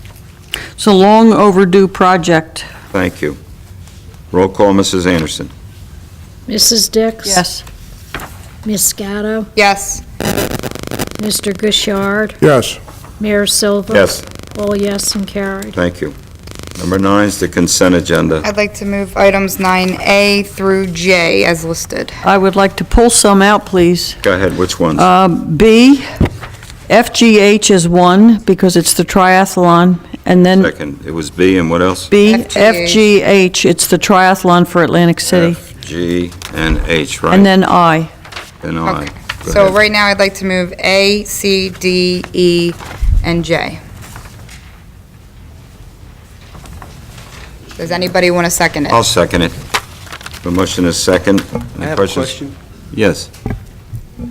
I'm confused on item C, and I spoke to Bob Smith, and I think the record needs to explain why that's only being extended to May the 23rd. My understanding is that the developer will have completed the punch list work by that date, and I believe requested an extension, but I believe it was submitted through the clerk's office. Okay. So we have a meeting between now and then, if it's not done, okay? Okay, Okay, And the developer is working to complete the punch list work. Okay. great. so we had a motion is second. That was to clear, which items again? Are we, Say, A, C, D, E, and J. and that's to vote on those? Guts. Okay. All those in favor? Aye. Aye. Opposed? Motion carries. Now, let's talk on B, Aileen. B is, the government wants us to contract and to get smaller, and I understand this has been discussed at prior township committees prior to my sitting here, holding back on not taking a position on it because of the pressure at the state level right on down to contract, make the government smaller, try to do more with less, and this is one of the examples of trying to condense, make government smaller. And that's why I was kind of surprised this came up right now, because we've had no conversation on it at this level at all. Well, and I'm sure without getting into a debate at this level, there may be others who feel that they're opposed to the county taking over the assessments in the municipalities for many reasons. And I think there, beside the county tax assessment plan, I think there's 2 or 3 other plans out there. I know there's the Monmouth plan and there's others. I think just in resolution alone, this one is just opposing that Senate bill. And I hear what you're saying about making government smaller, but I think there's some inherent difficulties with going to a county tax system. That's just my position. And I think this resolution actually points them out fairly clearly. It's probably a little longer than I want to read here, but it points out some good reasons why it's not necessarily to our advantage, and certainly hasn't been demonstrated to our advantage to move to a county assessment system. But all this resolution does is object to the idea, and we haven't even evaluated the different proposals and what Atlantic County might be considering doing. I don't know that every county would be going in the same direction, or if there's going to be choices of which plan, whose plan, the Senate's plan, the Assembly's plan. I don't know any of that detail because it hasn't been presented yet. And it may very well come to a referendum, too. It addresses the specific Senate Bill 1801 and the Assembly Bill 2621, and that is what it's disagreeing with. Right. But we don't have the details of what those bills are, so we The don't know. bills are available to look at, and we have, Correct, they are. and they have been available. I've seen part of them. Yep, and I absolutely 100% agree that this is the kind of thing, we keep it local, we keep it in local agree, too. hands. So I make the motion on the resolution opposing. I'll second it. Motion is second. Any other questions or comments? All those in favor? Aye. Aye. Opposed? No? 3-1. Okay, Aileen, F. FG. F, G, and H are the Atlantic City Triathlon, like the king-size triathlon, like the Ironman, and it's running all over the county. It's on the expressway, it's on our streets, like Drosera and Leipzig. It's going to be on county roads, and my concern is when this triathlon was considered and the momentum started to arrange to hold it on June 29th, I believe it is. Drosera, 7 o'clock in the morning to 4 in the afternoon. That's our street. The next one is Tilton Road, Leipzig, and Weymouth Road, plus the expressway. And how do we now have the flea market traffic for the racetrack trying to possibly go into these? Leipzig, sure. And who's going to control the traffic, and who's going to be paying all these officers? Because this needs to be considered before we can let this happen. Well, can they close Leipzig from the Pike to the racetrack, since they don't own it, the county? That roadway is maintained and owned by the racetrack. They can't close it. They can't close that, right? They can't close it from the Pike to the brick gate at the Right, back of the correct. racetrack. That's private property of racetrack. They've reached out to the racetrack or not?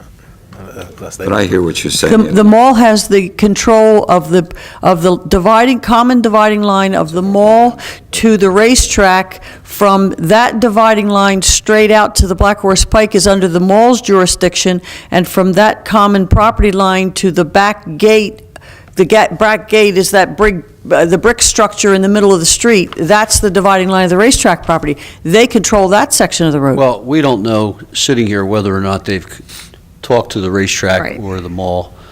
I am familiar with Leipzig Avenue from the Pike northerly to the most northerly portion of the racetrack property, and that is what's called a flagpole lot, which is privately owned, privately controlled. In fact, at one point, we went to the racetrack to see if they would effectuate repairs on the surface of that road, and we had to do that through agreement. You're right, they are doing it now. So it's private. Well, she brought up a good point, because don't forget that's hometown celebration weekend, too. It's Yes, every- hometown, and it's the flea market, and how do you close the Everybody road? be at hometown, we won't have any problems. Well, I don't know how many are aware, but this is intended to be a really, really big event. Yep. This is normally, you've all heard of the Ironman triathlon. That's a huge event that's held out in Hawaii. Apparently, this particular event, the cities bid on it all around the world, and apparently Atlantic City got the contract. I know as of months ago, I think there was something 100 entrants, and there are probably more than that now. It's going to be a big moneymaker. It's going to attract news. It's an event that's, I think, highly desired for the area. So I think we ought to keep this in mind and certainly try to figure a way to work with them. I couldn't agree with you more, Rodney, and I think activity breeds activity, and the more we can bring into town, and we should capitalize on it for things like the market and hometown celebration, and we need to be supporting these kind of prestigious things. So I think if we could get clarification on who's paying, because it's my understanding that the marathon is paying for the closures and kind of handling that kind of stuff. I think what they were just looking for is that they are looking for our cooperation with them. So if we can get clarification on some of those things and maybe do it at the next meeting. You're right with that, Mike. Just get clarification from the county that this is... My concern is we just had the big conversation about liability over a single person with a hot dog cart, and now we're talking about closing a private road and cutting off the traffic into a flea market that just opened with all their publicity, and the liability that could be put on the people of this town if we shut our roads and accidents start happening. I don't know which way. I'm not suggesting we stop the triathlon. I'm not suggesting that. We have to find a happy medium here, and if that means the road is closed and there's no way for anybody to get onto the racetrack property, and it's going to affect traffic into the mall property, that needs to be identified, and everybody has to be a party to that agreement. Mike, would you just reach out to them tomorrow and find out if they've considered some of those things? Just on Leipzig Avenue at least, okay? Does Bob want to speak, Roger? Go ahead, Bob. It's only closed to the general public. It's not closed to police, emergency personnel. And that poses a problem. I get it. Thank you. I can tell you that I represent the Cape May County Bridge Commission that does a marathon every year. And mechanically, what they've done is that they've made it work. And it's a big deal. It's a race to Cape May from Ocean City, essentially. I drafted an agreement for each of the folks that were going to be in the race, and it provides indemnification for the person running the race, and it's required to be backed by insurance. Now, that's just for a little Cape May County marathon run that pays, 10,000 people. Just a little one. Little, yeah. I'm exaggerating, of course. Oh. But in any event, something this big has got to be orchestrated with the same kind of controls, I would think. Ahead of time. So that's what you need to know. It's part of the agreement. That's right. I mean, I see that Ingrid signed this, so I'd be shocked if She didn't. They hadn't already have the insurances. Right. But I think Oh, yeah. that, and again, I don't know what their timing needs are. I didn't put this on, but I'll certainly get any information you'd like. Sure, whatever you can, Michael. And you want to just carry this to the next meeting? Yeah. Yeah, I think we please, have to. please. I would strongly suggest that whatever information you can get, Michael, you get into the committee's hands well in advance of the next meeting. This is a big deal. Yes, it is. I agree. You could email me all those questions that you get, so we'll probably have most of them, but I don't, it might be a day or two before I can. The lady down the end's got all them questions Got to transcribe it all. Okay. I'm talking about. What'd you say about me? Write all the questions down and give them to him. He said all wonderful things about you, Mrs. I'll go Anderson. over them with you tomorrow, Michael, okay? I'll remember them. And I, Now, Aileen. Today is May 5th. Excuse me 1 minute, Eileen. My understanding is F, G and H, H are being carried. yes. Thank you. All connected to the big triathlon. Today's May 5th. On June 1st, apparently, May 31st would be the last day of our trash contract. We're being asked to do an extension, a one-year extension for $612,000. My problem is that the public purchasing laws require a whole lot of extra steps on going out to bid for trash contracts. For example, we go out to bid for plumbing at the irrigation system, and it's a 10-day ad. On a trash contract, it's a 60-day ad, and it includes a statewide newspaper. At this late date, we have no choice but to approve this and keep the trash cans getting dumped. We should have had this on the table, at least at Quality of Life for discussion in January, or at this Township Committee for discussion in January, so we could make a decision whether we were choosing to go in the same direction, or were we going to go with new specs, go out for bid, and advertise for a new contract. We don't have a choice now. We should have had a choice. We should have had that choice in January. We should have had the opportunity to discuss it, and we didn't. And that's my objection. Michael, when, $51,000 a month. It's an increase. I forget the exact number, but it's an increase.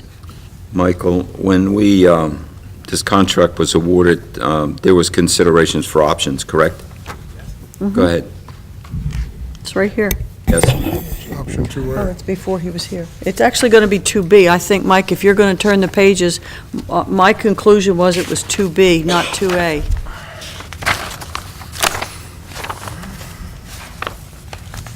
On page 3, which is 56, the bottom of the page says 56, but it's you'll see bid amount 2B, residential collection automated containers, year 1, year 2.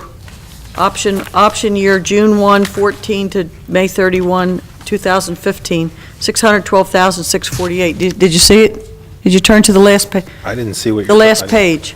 The very last page. Does it have 56 at the bottom? The page number is 56? Yes. Okay, just look at the number 612. That is option 2B. If you just run your eyes a little bit above the 612, you'll see the 2B. Right. So the resolution can't be for 2A, it has to be for 2B. Yeah, I see it. Oh, okay.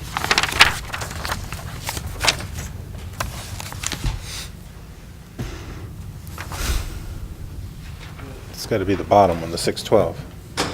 Right, that's what she's saying. Well, the numbers, Well, the- yeah, the number's 612. But I'm saying the resolution on it it says option year 2A, it's not, it's 2B. Right. It's on our agenda that I'm looking at. So depending on the wording of the resolution, I don't want it worded wrong. Yeah, I don't actually see the resolution, I just see the agenda sheet. You say it should be 2B. Correct. That's what it looks like So to when you do me. the resolution, I mean, there's no resolution here, is there? No, there's not. You just vote to do 2B. The Okay. numbers are right. Correct. So we'll change it on our agenda to be 2B. Mrs. Anderson, you're with that? And if I can just make a comment, Mr. Mayor, we went through a lot of diligence when we did that trust contract, and we saved a significant amount of money by going with the automated option, and I think we've had a lot of really good positive feedback on that, and we specifically built in options because we felt that it would continue to get us the best price over a longer period of time. I don't know if by going back out to bid right now, we would be seeing the savings that we are. So maybe Cindy could speak to what our quote-unquote options are, if you don't mind. There aren't any right now. I'd like to hear that from our CFO, if the mayor is okay with that. I don't have a problem with that. Your options, if you choose not to renew the contract, there are provisions in the local public contract law Right, this to is- extend on a month-to-month have a until letter. you so desire to go out to bid and award a contract. 612, the number's right. Thanks. I think we've had great service from Waste Management. Again, positive feedback, and I'm comfortable moving forward with the option year 2B, and I would make that motion. I've gotten positive feedback also. Absolutely, for the I most agree. part. And I think everybody, and if you look at the original base bid amount of $1,840,644 and divide it by the 3 years, the numbers come pretty close to almost what he's bidding now, so. Well, we were at 46,735 a month, and then it was up to 49,000 a month, and now 51,000 a month. It's I'll up bet you another that, and I'll bet you the landfill costs have multiplied over the years too, Aileen. Yeah, but the landfill, I think, is separate from this. I understand, Well, you but may go to also bid and there's pay more. always those charges that come in. Mrs. Anderson, can we have a roll call vote on this, please? All right, who made the second? Rodney. Okay. Mrs. Dix? Yes? Ms. Gatto? Yes. Mr. Gishard? Yes. Mayor Silver? Yes, All yes and carry. thank you. Item number 10, personnel. Appoint Lois Sharrington, administrative assistant Oh, we did, in the Jerry. Township Clerk's office at $42,000 a year effective May the 6th.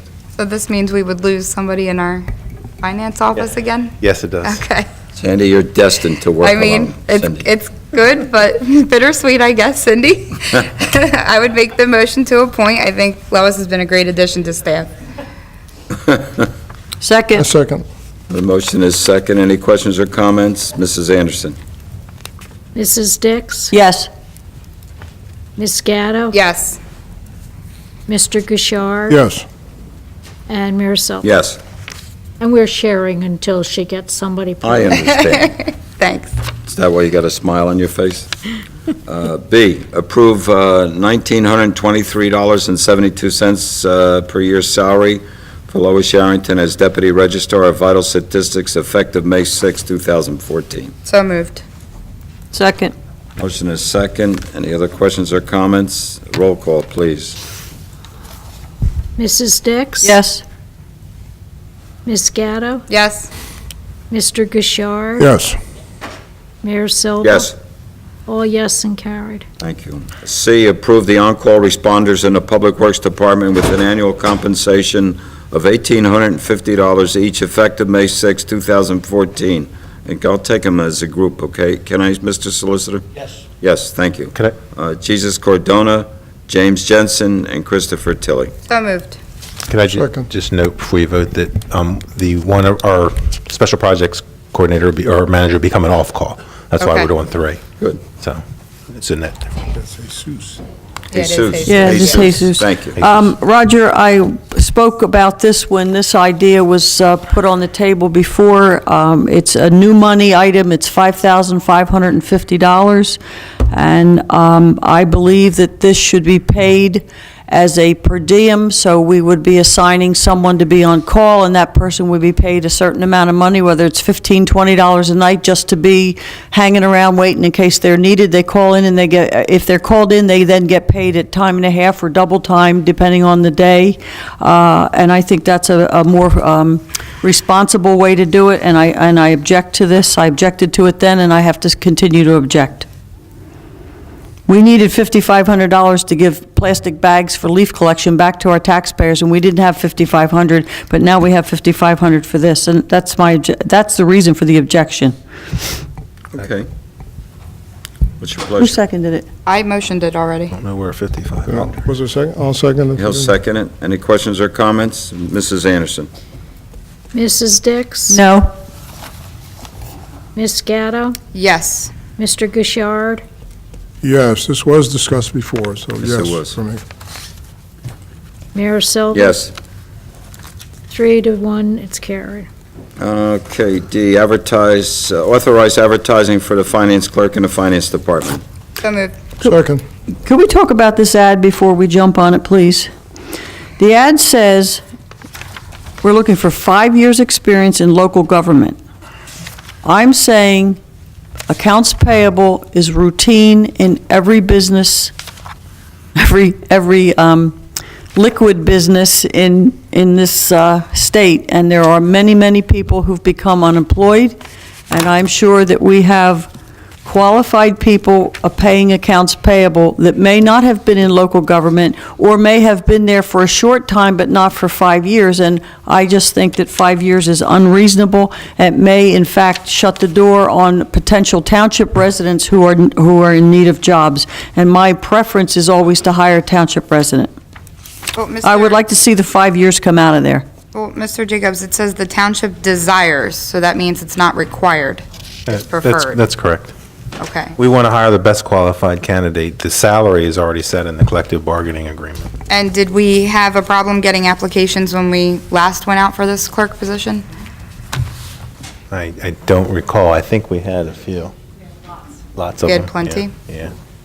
But I don't want to exclude people who might be laid off from the private sector with experience. They can apply. It said desired. It says It desired. It wouldn't preclude me from applying. I'd apply. said desire, and there were also apparently quite a few applications last time.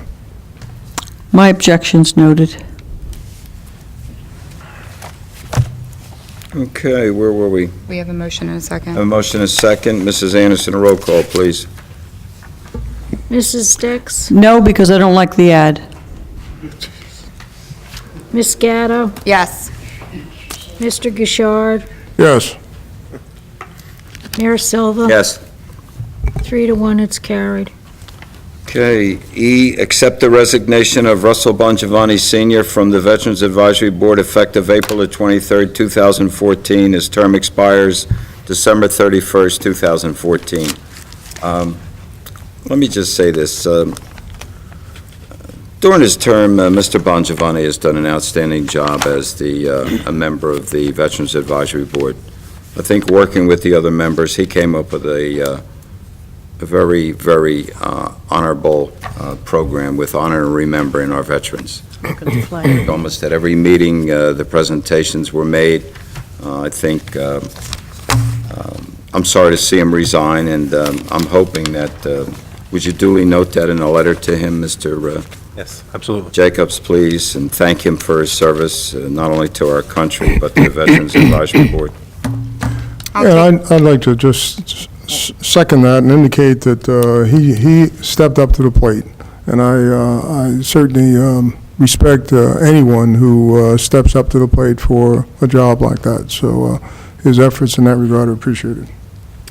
I'll use Ms. Dick's favorite word and reluctantly accept the resignation of Mr. Bongiovanni, and I echo the sentiments of you all. And that man has a lot of passion and a lot of heart, and wants to see a lot of good things happen for the veterans in our town in particular, but everywhere. And he'll be missed, but I'm sure he won't be far away. Make a motion. I made the motion. Second. Motion is second. All those in favor? Aye. Opposed? Reluctantly, yes. I think we're all reluctant on that, Aileen. Thank you. Okay, number 11, approvals. Minutes of the April 21st, 2014 meeting. So moved. Second. Second. Motion is second. Questions or comments? All those in favor? Aye. Aye. Opposed? Motion carried. Payroll and bills totaling $7,635,478.59. So moved. Second. Motion is second. Any questions or comments? Roll call, Mrs. Anderson. Mrs. Dix? Yes. Ms. Scatto? Yes. Mr. Gishard? Yes. Mayor Silva? Yes. All yes and carried. Thank you. Reports, Mr. Administrator. Nothing, Mayor. Thank you. Mr. Solicitor. Nothing. Thank you. Not the ball falls in your court. Nothing to add to my written report, Mayor. Oh, tremendous. Thank you. Are you really not going to say something? Are you really going to tell me that they didn't They're pass? starting demolition on Wednesday. Did they pass out the 10-day notices? They hadn't as of Friday. I was up there Friday. You know, I spoke to the contractor, the demolition contractor, and he Yeah. said he had passed them out and actually met with some of the residents a while back. And they were all very pleased that it was going to be done, you know, obviously the one on Phillips Avenue. That's the one I'm talking because it's about. an That's who eyesore. I talked with. No, Not- the contractor, because I remember you had mentioned at the last meeting, I did speak to him, and he said he did meet with the residents and he did notify them. Okay, then maybe the one I talked to Friday was not in his circle, and the people I talked to previously were immediately adjacent. Yeah, I So think- that could be the difference. I think they only notified the immediately adjacent residents. So And Wednesday. Wednesday, I'll they're be gonna- there Thursday looking. Well, the After Wednesday's, we open the bids. Wednesday's the asbestos abatement. That's And all then right. Once that's done, then they'll demolish the two I might homes. go buy a camera just to take pictures. Thank you. But for everybody else's benefit, this is a burned-out structure. Maybe that's a tough topic tonight, but this was an arson fire possibly as long ago as 2007, maybe even 2006. And the man who burned it spent his time in the Gray Bar Hotel, I think is what they call it on the radio. And all these years it sat there, and we finally took ownership through foreclosure of unpaid taxes. And the drum has been beaten for the last 3 years trying to get this property cleaned up. It's an eyesore, it's a hazard, and finally, it looks like it's going to be very soon, before the next meeting, right? If I have to demolish it myself, it'll be done by the next meeting. There you go. I'll get 2 cameras, thank you. Just don't get hurt. Do you want to continue? No, I'm done. You finished? Why? Chair. Well, this was the Township Committee members, since you... Since I was already talking? Sure. Well, then I guess that's a perfect segue into the Smart Growth Committee met a few days ago, I think last Wednesday, and what we talked about was blight, and the number of vacant homes in our community is growing, and it was nice to learn then, and I'm sorry Phil isn't here right now, it was nice to find out that when the foreclosure notices are being issued, notices come into this town hall which get sent over to the building inspector's office. I think we need to start to build a database, because citizens are talking that, and this is new to me, that if a house is vacant for 5 years, it seems to be becoming so mold-filled, they're going to be nothing but a bunch of tear-downs. And I know I have one house, 3 houses from me that's been vacant since April of 2010, so we're in year 5 now. We would not only lose ratables, but they're eyesores. And the biggest punchline was that someone complained to me, I think last Monday, about the orange X. I said, I'll go looking. And I rode through Harding Lakes. I identified 3 houses that now have a rectangle with an orange X painted right on the siding. And I thought it was the ride I took in '93 through Homestead, Florida after Hurricane Andrew. And I said, this can't happen in our town. And I made that very clear. Judy unfortunately isn't here. She was there when I said it. I do not want my town to be a bunch of empty houses with orange X's on it. So we're waiting for a report back of why they're on there. And if they think it's because it's vacant, there could be somebody, a squatter in there. You can't assume it's vacant just because the people moved away. But we need to find a plan, and sending letters to the people who walked away from these houses isn't going to accomplish anything. And the code enforcement is clearly an issue, but this vacant houses are a very large issue. And I think last summer when the truck fell in the empty septic on Phillips Avenue, not that one, the other block, they told me then there was 35 vacant houses just in Harding Lakes. And we need to see what can we do on this problem. It's a big problem. That's enough for tonight. Thank you very much. Welcome. Rodney? And I might add, it's a national problem, not just True. one here. But this is my town. I'm concerned here. Yeah. I just want to remind people about the SCOSA, the Stockton Center on Aging. They're having their fair on the 13th. It's free. It's from 10 to 4. And it looked like there may be a lot of things there of interest, particularly for the more mature folk. I like the way you say that. Yeah, okay, good. More mature folk, good. Take offense. Well, you're mature too, but Okay, thanks. just not that way. Not severely, right? Right. I attended the funeral of Bill French, and it was a very nice event. As you know, he recently passed. I think the mayor made reference to that. And Aileen was there also. In fact, she helped, I think, in some of the arrangements. So it was a very nice affair. I'd like to, I think everyone, many of you know about the traffic situation we have in this area. And as you have thought, and certainly as I have thought, the situation on 322, the situation on 40, and various other roads is really deplorable, and it's getting worse all the time. And I don't see anything happening in the near future, and perhaps you guys, you don't either. Unfortunately, it takes a big investment, and it takes a lot of time.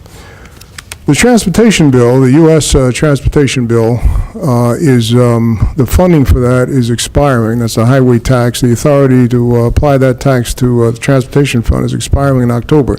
So something has to be done, and the bill is being worked on now. And our committee, our congressman, has a key position on that committee.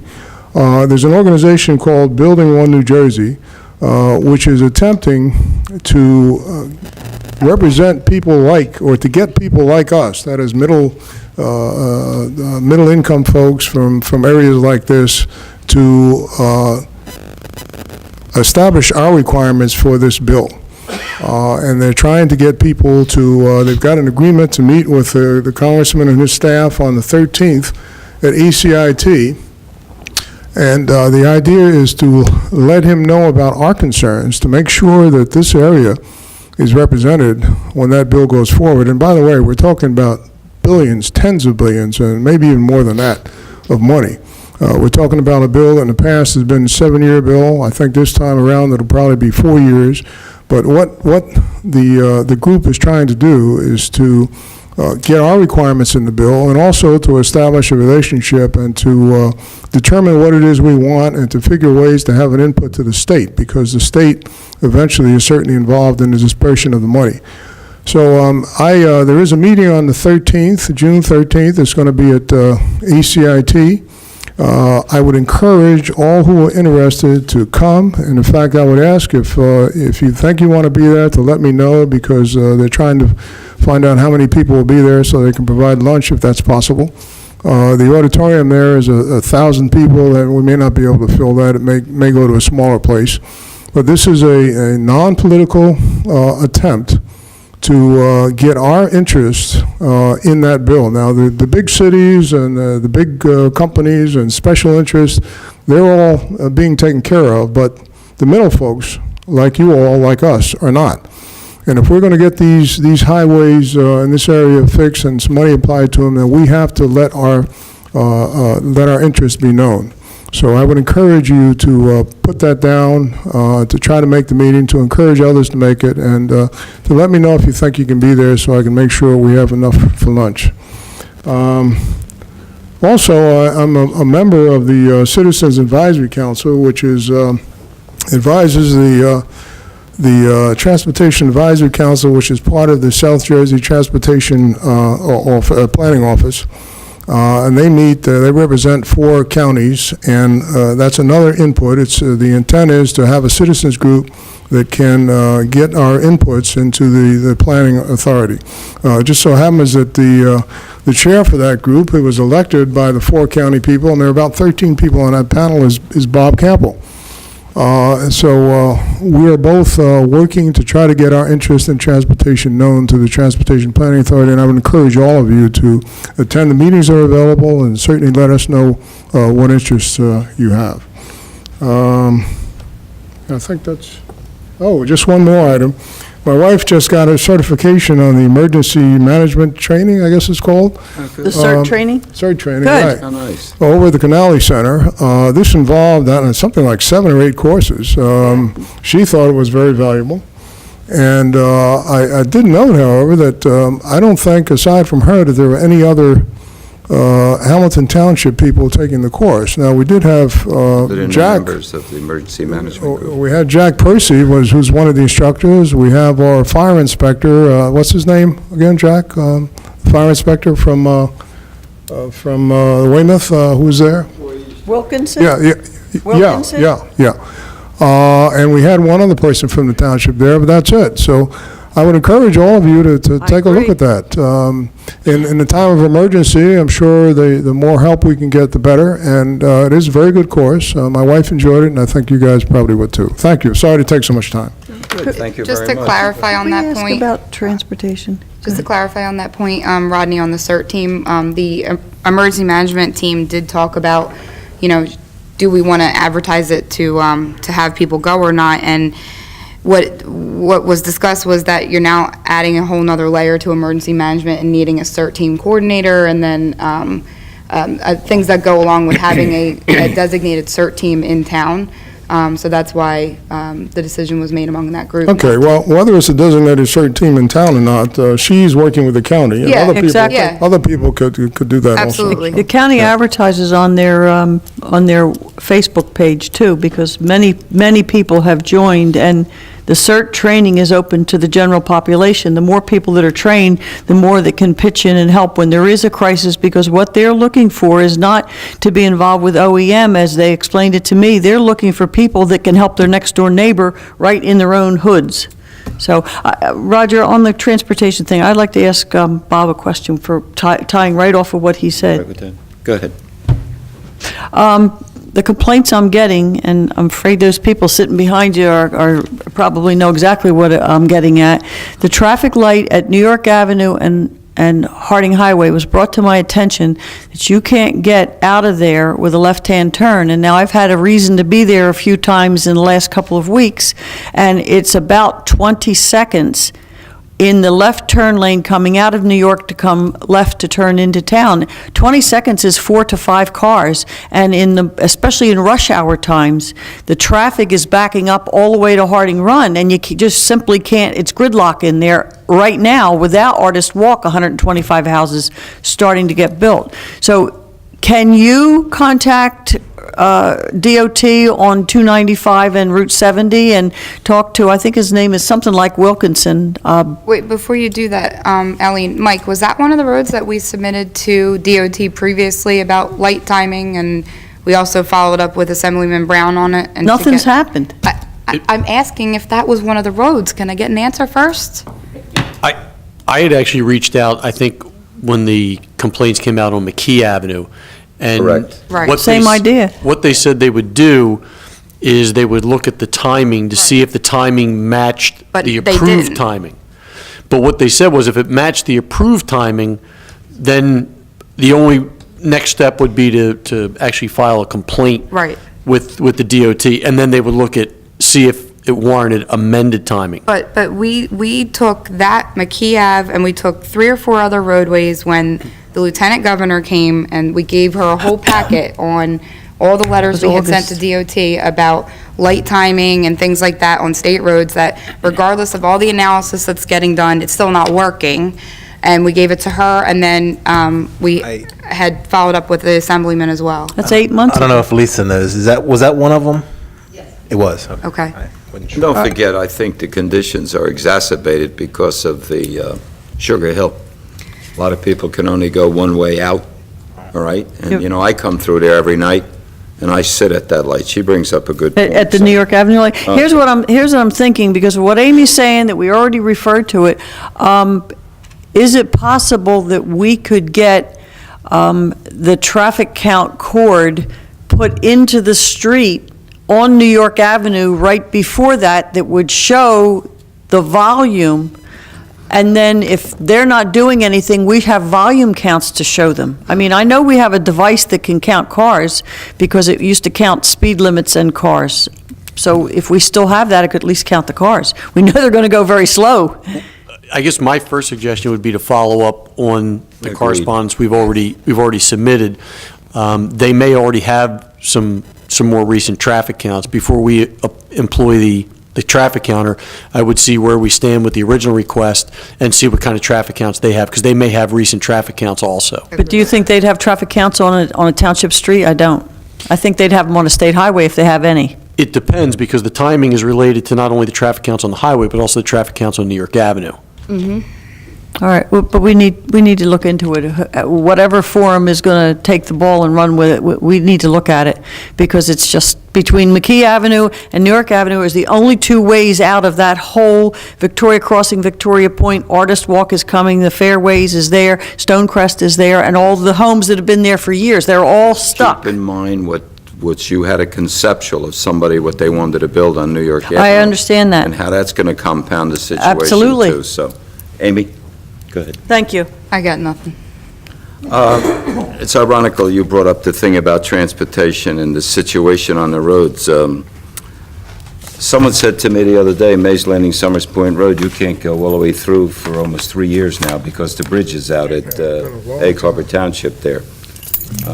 We went to a public information center last week at the Green Tree Golf Course, and they're going to redo the bridge. They're going to do the bridge right there at My Rerun, what they call the Catawba Bridge. They're going to start that in October, and that's going to be out for a while, and they're going to elevate the road. So that's going to be another situation. Obviously, it's at the end of our township, but it still represents something that's going to cause more issues in the community.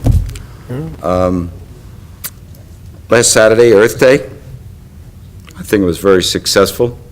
A lot of people came out. I was pleased to see in neighborhoods that have complained about litter, that the neighbors are starting to get aggravated and banding together. Harding Lakes, for example, and doing a phenomenal job in cleaning up. I think it's positive. It takes a neighborhood to get aggravated to do something, so I think that's a good point. Last Tuesday, Mr. Solicitor, Committeewoman Dix and myself, we met with the group at Tavistock. It was a very productive meeting. They had their engineer there who did all of the assessment of the issues out at that subdivision. And there was an attorney from the Westchester Surety Company was there, along with the Travelers Insurance Company. With a lawyer.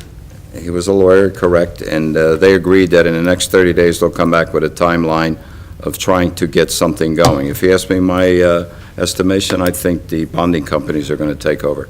That's just, my assessment of it. The other thing, I guess we all knew, we had the racetrack last week, even though it rained one of the days, I believe they had a successful meet. It was good to see on several days there, 10,000, 12,000 people coming to that place. It's always nice to come into the township and see all those people come here and enjoy a nice sport. And also, speaking of that, we had Mercado Market open up this past weekend out at the racetrack. For those who aren't there, I would advise you to take a look-see. I think they bring a lot to the community.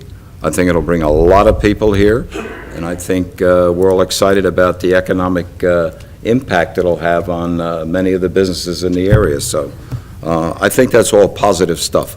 And that might be one of the things too, Aileen, that you were talking about.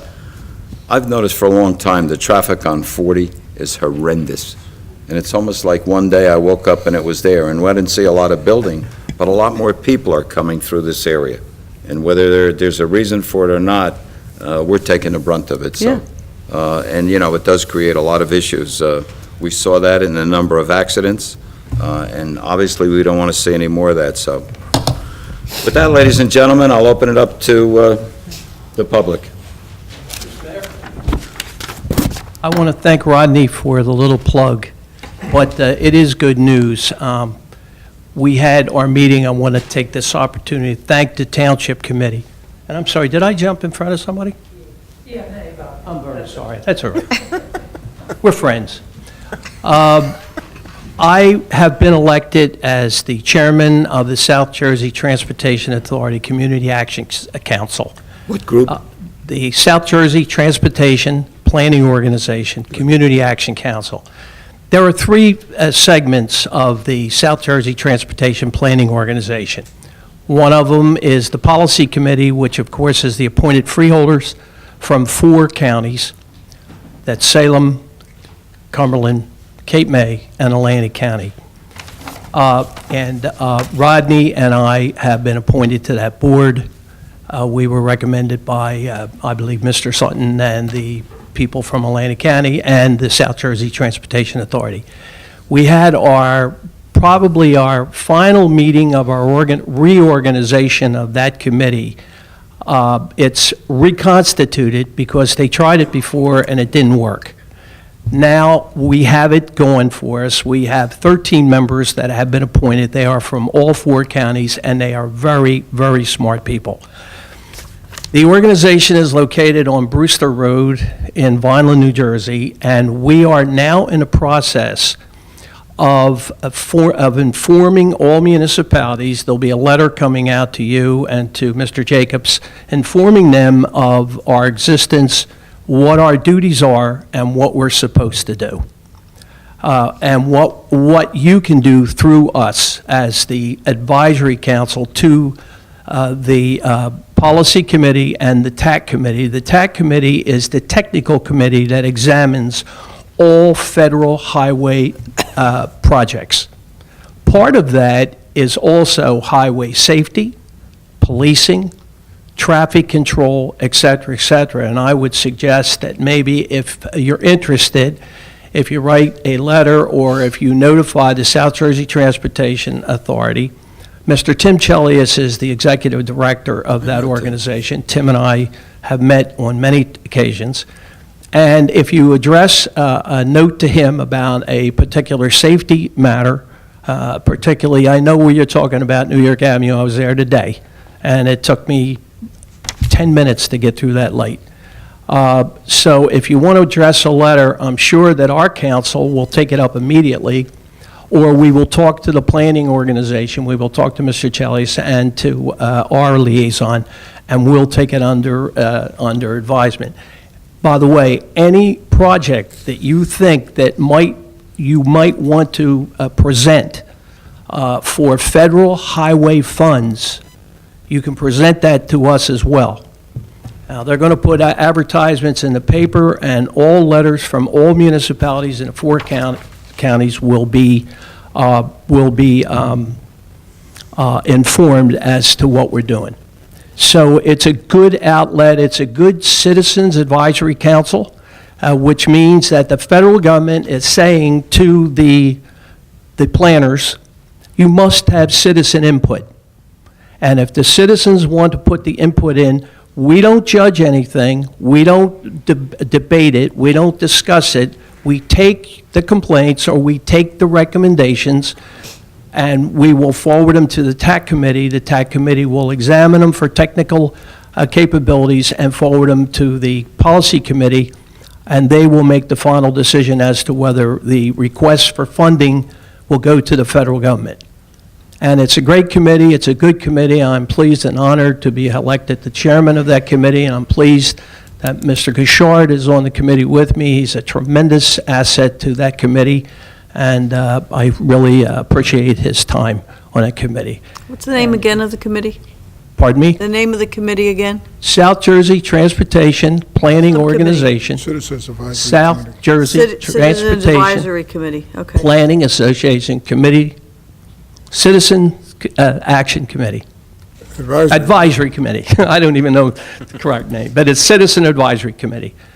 Basic is to take testimony and to take all kinds of, if there's a problem, we will look at a problem, we will pass it on with, if it's writing, we'll pass it on in writing. If it's verbal, we will certainly look into it verbal.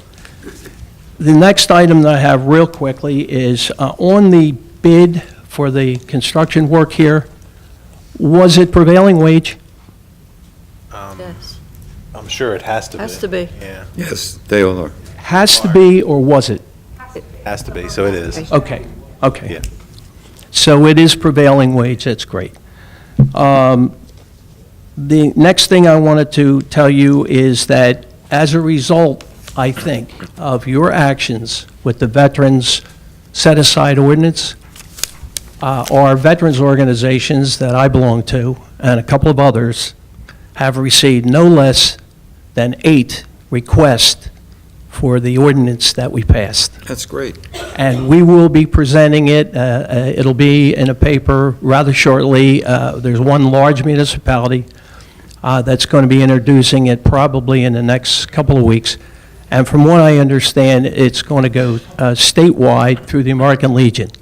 So you had questions about it, you changed it, you did things to it, but at the same time, you got her done. And I appreciate that as a veteran. And we're going to expand this out. It'll be changes in different municipalities, but the veterans will be served, and I'm very happy about that. The hot dog, I inquired, I am a vendor. You get your vendor's license over at the county clerk's office. And when I got my veteran's ID card, I also was asked if I wanted a vendor's license. I don't need it, but I said, fine. So I got my vendor's license, and I started making inquiries as to what exactly you could do with your veteran's vendor's license. And you can actually open up a hot dog stand or any kind of vendor's license in a municipality, providing you obey the laws of the municipality. In Atlantic City, the hot dog stands is controlled by one firm. And I believe that that firm buys the insurance, but they cover 50 or 60 vendors that are out on the street in Atlantic City. And some of those vendors are supposed to be veterans, but when you go and ask them for their vendor's license, they don't have them. They hire people off the street to man those carts, and they're not veterans. But the guy that owns the place, as my understanding, is a veteran. Now, I could be wrong, but that is my understanding. I think you should look into that. If he owns it, he qualifies, right?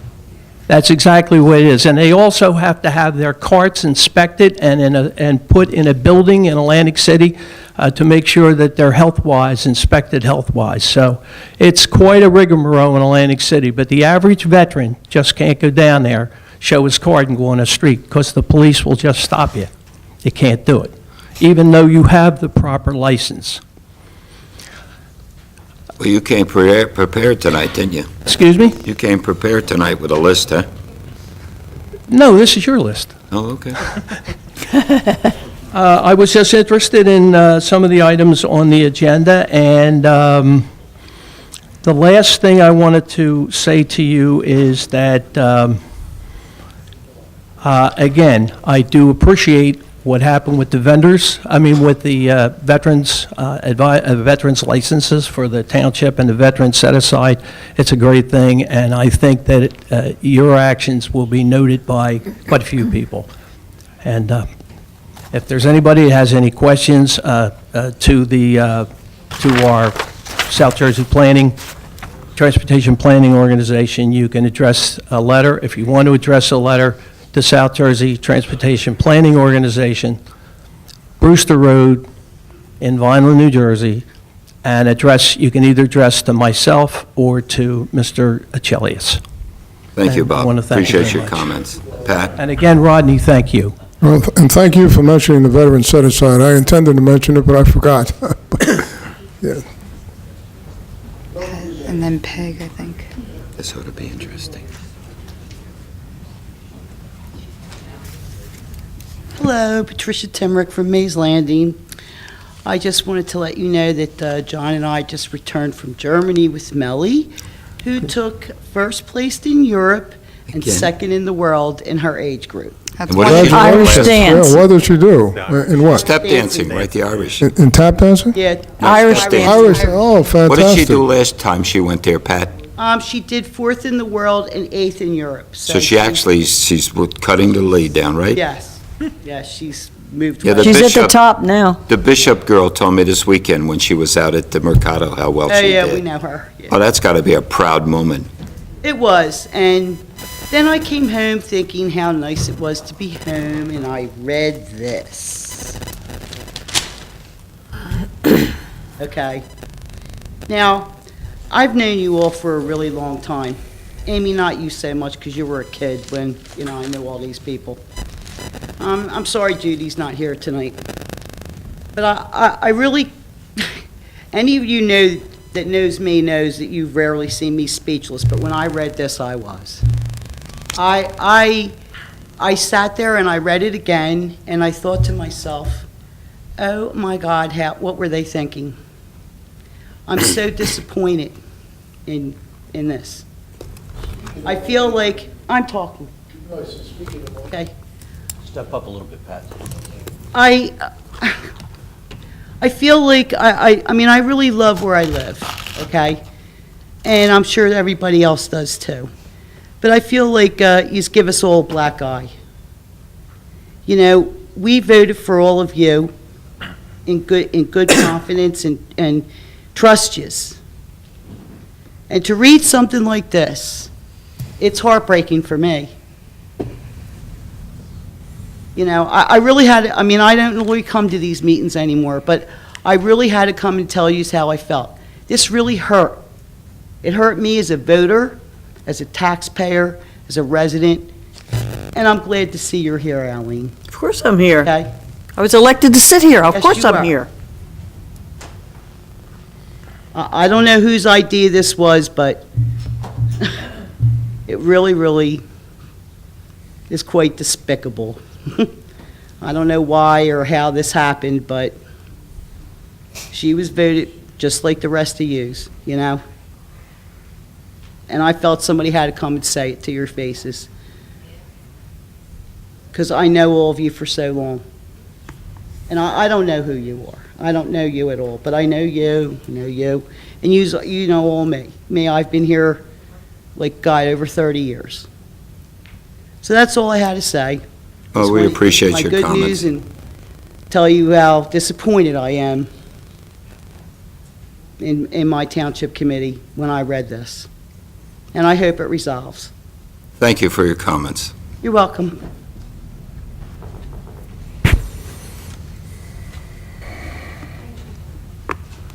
My name's Mike Choba, Pebble Beach Fairways.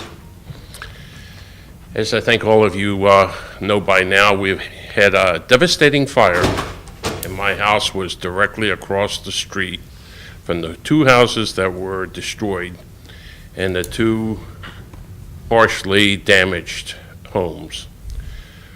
During the fire, some major issues occurred. Number one, it took considerable time for the fire departments to get there. The first responders came from Cardiff, not from our firehouse in Cologne. Secondly, Cardiff set up the hoses, and the hydrant was dry. They went to another hydrant. That was, there was partial pressure in that one. And I believe they went to a third one on a cul-de-sac, which was observed by a resident who also said that one was dry. We don't know who's responsible for this. We don't know if the fire department failed to turn the valve completely open or not.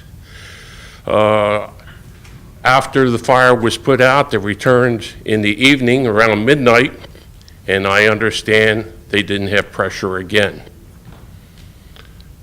For a safety concern for the community, we would like to know if the township is any way responsible for the pressure. Because if they cannot get water, those houses are fairly close together, and the whole road can go next time. We were fortunate this time. They were able to get some water because they brought tankers in. Several comments I'll make. First of all, Curtis Cruz is the project manager at Fairways. Yes. Fairways are responsible for maintaining the fire hydrants and their operation. Mr. Blankenship sent me a note, and I don't know if any of you know Mr. Blankenship. He's the executive director of the Hamilton Township Municipal Utilities Authority. You've got a pretty big line coming in off the main there. It's an 8-inch line. And let me just read you something that he sent. This morning I met with, and this was the other day after the fire. This morning I met with the manager of the Fairways at Mays Landing, Curtis Cruz, to discuss the situation that arose during the fire. I suggested that the Fairways check all the water valves along the water mains that service the complex. This might provide information on whether or not a valve within their system was closed or partially closed. Based on the Hamilton Township MUA SCADA system, they have a very sophisticated system. Aileen knows about it, I do too. I was on that board when it was put in years ago. They monitor all the flows and all the pressures throughout the township where they supply water to, off the mains. Based on the Hamilton Township MUA SCADA system, it appears that adequate volumes of water were being fed into the water system and that the system responded appropriately. The Hamilton Township MUA did not experience any low-pressure calls during the fire event. Now, without casting any dispersions on it, I think the situation within your subdivision there should be checked by Mr. Cruz to make sure that all those fire hydrants are working. In other words, they check them periodically, as in, I don't know, like, I have a fire hydrant on my front lawn, and they just came out 2 weeks ago and they flushed them all. I'm sure others in the township have seen this happen. I'm not here pointing fingers at anybody, and I think until all the facts do surface, which they will, probably over the next couple of weeks, because I was out there the very next day. I saw the fire inspector there. I saw the investigator there. I know they haven't completed their investigation yet as to why the fire started, but I did see the devastation caused by the fire. There were comments that I heard that there was an explosion. I think that particular day, the fire was fueled by the high winds, okay? Whether or not that helps or not is not the question here. I don't think until they find out exactly what happened, and what the issue is, I think we all should continue to watch the situation. Now, I did invite your president of your association to come to the Emergency Services Advisory Board meeting next week. The deputy mayor is the liaison there. I'm her deputy there, to speak to the various chiefs and express your concern, talk about situations, talk about response time. But keep in mind, fire departments have mutual aid.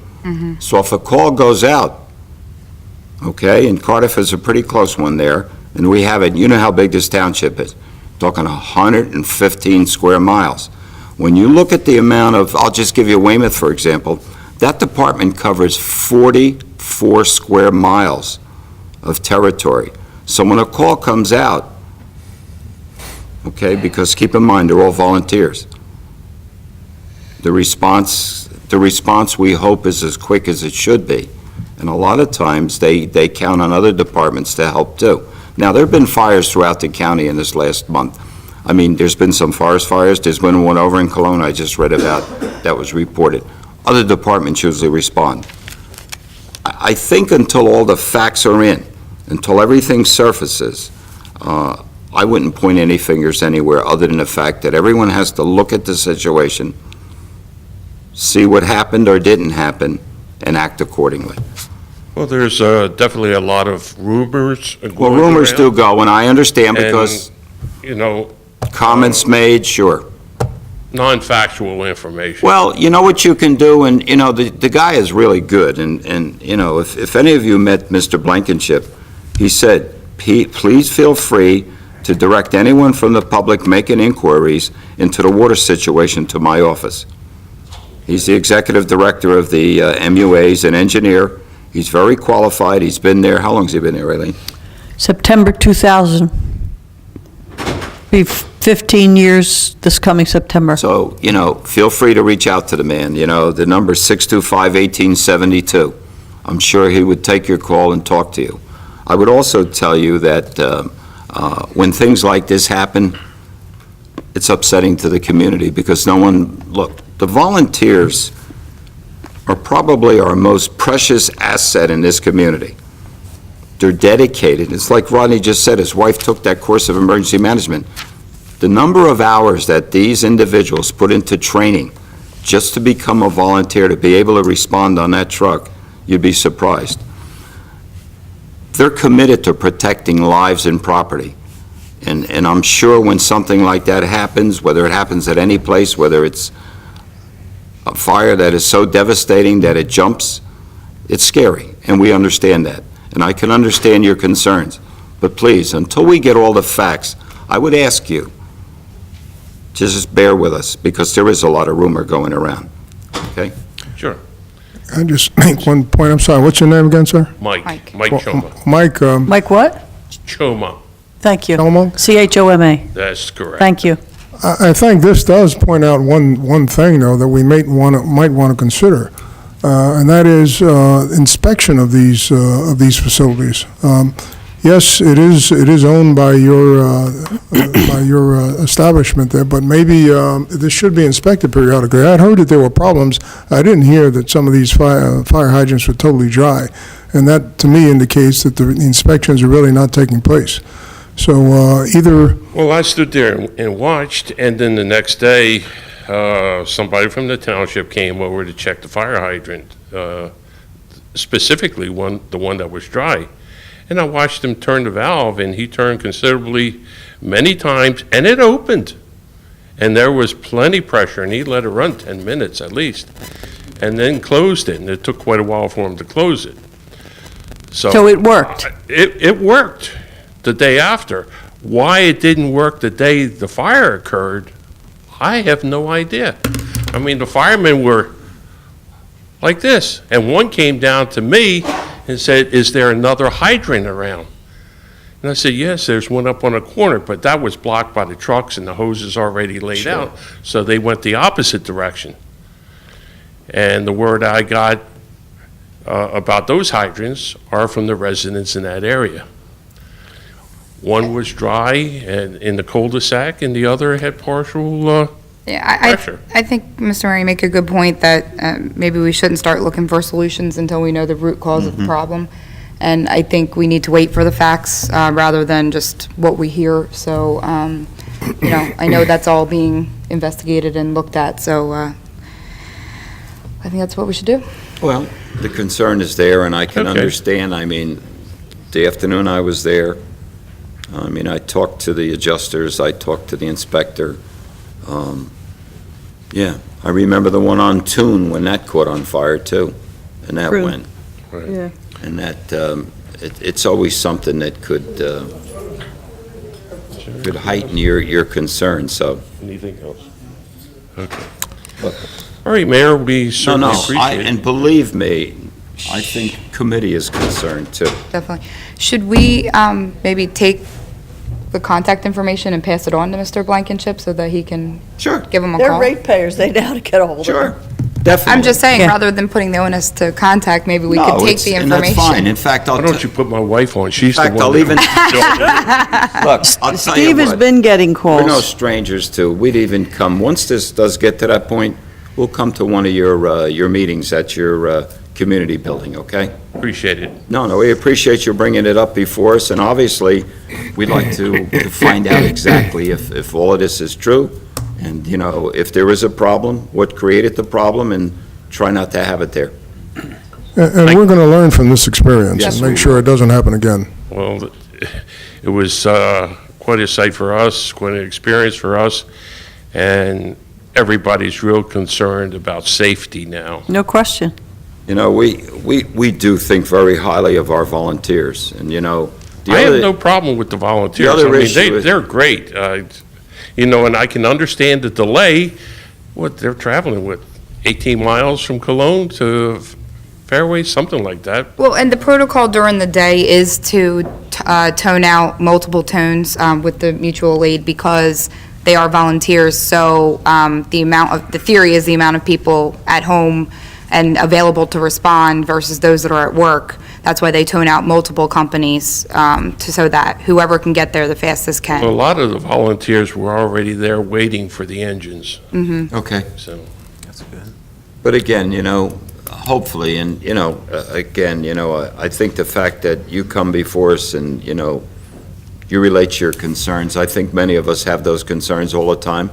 And of course, a lot of the trucks do come to fires with maybe 300 or 500 gallons of water on board, and that's obviously not enough to fight it, but, Roger. yeah, please. You as a ratepayer, all of you as ratepayers, are the owners of that water system in our streets, not in the fairways. I'm talking about the HTMUA. You are the owners.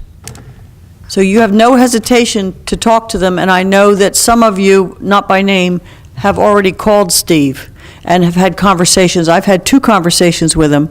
So I'm going to leave that part at that. We need to wait for the investigation to be conducted, and when I say investigation, into the water system at the fairways to find out what happened. Roger mentioned the word SCADA, that's SCADA, and it's supervisory controlled, and I don't remember the ADA part of it, because it's been a couple of years, but it's a computerized notification system that's on all of the pump stations for sewer. It's on the 5 wells that we operate, and when the levels in the water towers start to drop because for whatever the reason, maybe you're running 10 fire hydrants, when that starts to drop, that SCADA system triggers the well to come on, pump more water into the water tower, which is what ultimately comes out the fire hydrant. What the issue is in the fairways, that will be told in due time, but on the MUA side, all of that technology that operates that equipment worked as it should have worked. So as the owners of that feel satisfied at this point that that part worked, now the question is, under the ground in the fairways, what did not work? And that's what needs to be identified. And I'm just going to say one other little comment, because I think this is something we're going to have to look into, is there needs to be a clear understanding with all of the volunteers, with this government, what is public and what is private. And for example, as you now know, the water pipes and the sewer pipes under the ground in the fairways and the hydrants are privately owned by the developer. So that's his responsibility. But in all the rest of the community of Hamilton Township, what developments have private water mains and sewer mains, and it's on the development to maintain, like yours, versus what is owned by the MUA, and it's they're responsible to maintain. And that's what needs to be shared with the fire companies, because if the fire hydrants, like in your case, are on private property, the maintenance and continued operation is on the owner of that property. In the case of around town, the fire hydrants out here, the operation and that they are functioning correctly is on the MUA. So the firemen need to know who is maintaining what so that it's going to work when they get there, when there's a call. And I don't want to speculate on any other developments at this point that have not turned their systems over, if they're supposed to, ultimately, on a new development. There's one I can think of, I'd rather not name it, and there's one I'm questioning of whether it's ever going to be public or stay private. I don't know. But that's a clear point that's going to come out of what has happened in the fairways. It's going to come out and be shared with the fire departments. They have to know. Okay. But I appreciate your presence here tonight, and obviously, I understand the concerns. I think all the committee shares that. Well, I saw you, at the fairways when you were talking to the inspectors. And I really appreciate the fact that you came over. Because people that should have come and made their presence known didn't. And people are upset. And that's not on you at all. That's I understand. Something else. so. I understand. Again, we thank you very much. Thank you. Glad everybody's okay. The fire was Tuesday. It was Tuesday, I remember. I came back from the hospital. My name is Peg Schwinger, and I'm also a resident at the Fairways. I used to walk quite a bit up until the past year. And during the past year, my question is, I was wondering, how often does the MUA come out to flush our hydrants? I used to see them when I took my regular walks, a couple times a year, but I never really documented when. Peg, if you've opened up the press, you would see they run a big ad in the press. They'll run it in the current hydrant flushing, and then they'll give the areas that are going to do it. And obviously, most of it is in the Mays Landing area and through your area. I think they just flushed them within the last... But they don't flush in the fairways. They don't flush in the fairways, it's private. They used to, Aileen, I used to see them. I'm her daughter. My name's Carol Schwimmer. Hello. Hello. Carol, talk in the mic. My mother mentioned the issue about the flushing twice a year and how she hasn't seen flushing done since a while. The Fairways changed ownership, I think, I'm assuming. You do have new owners. When did they come in?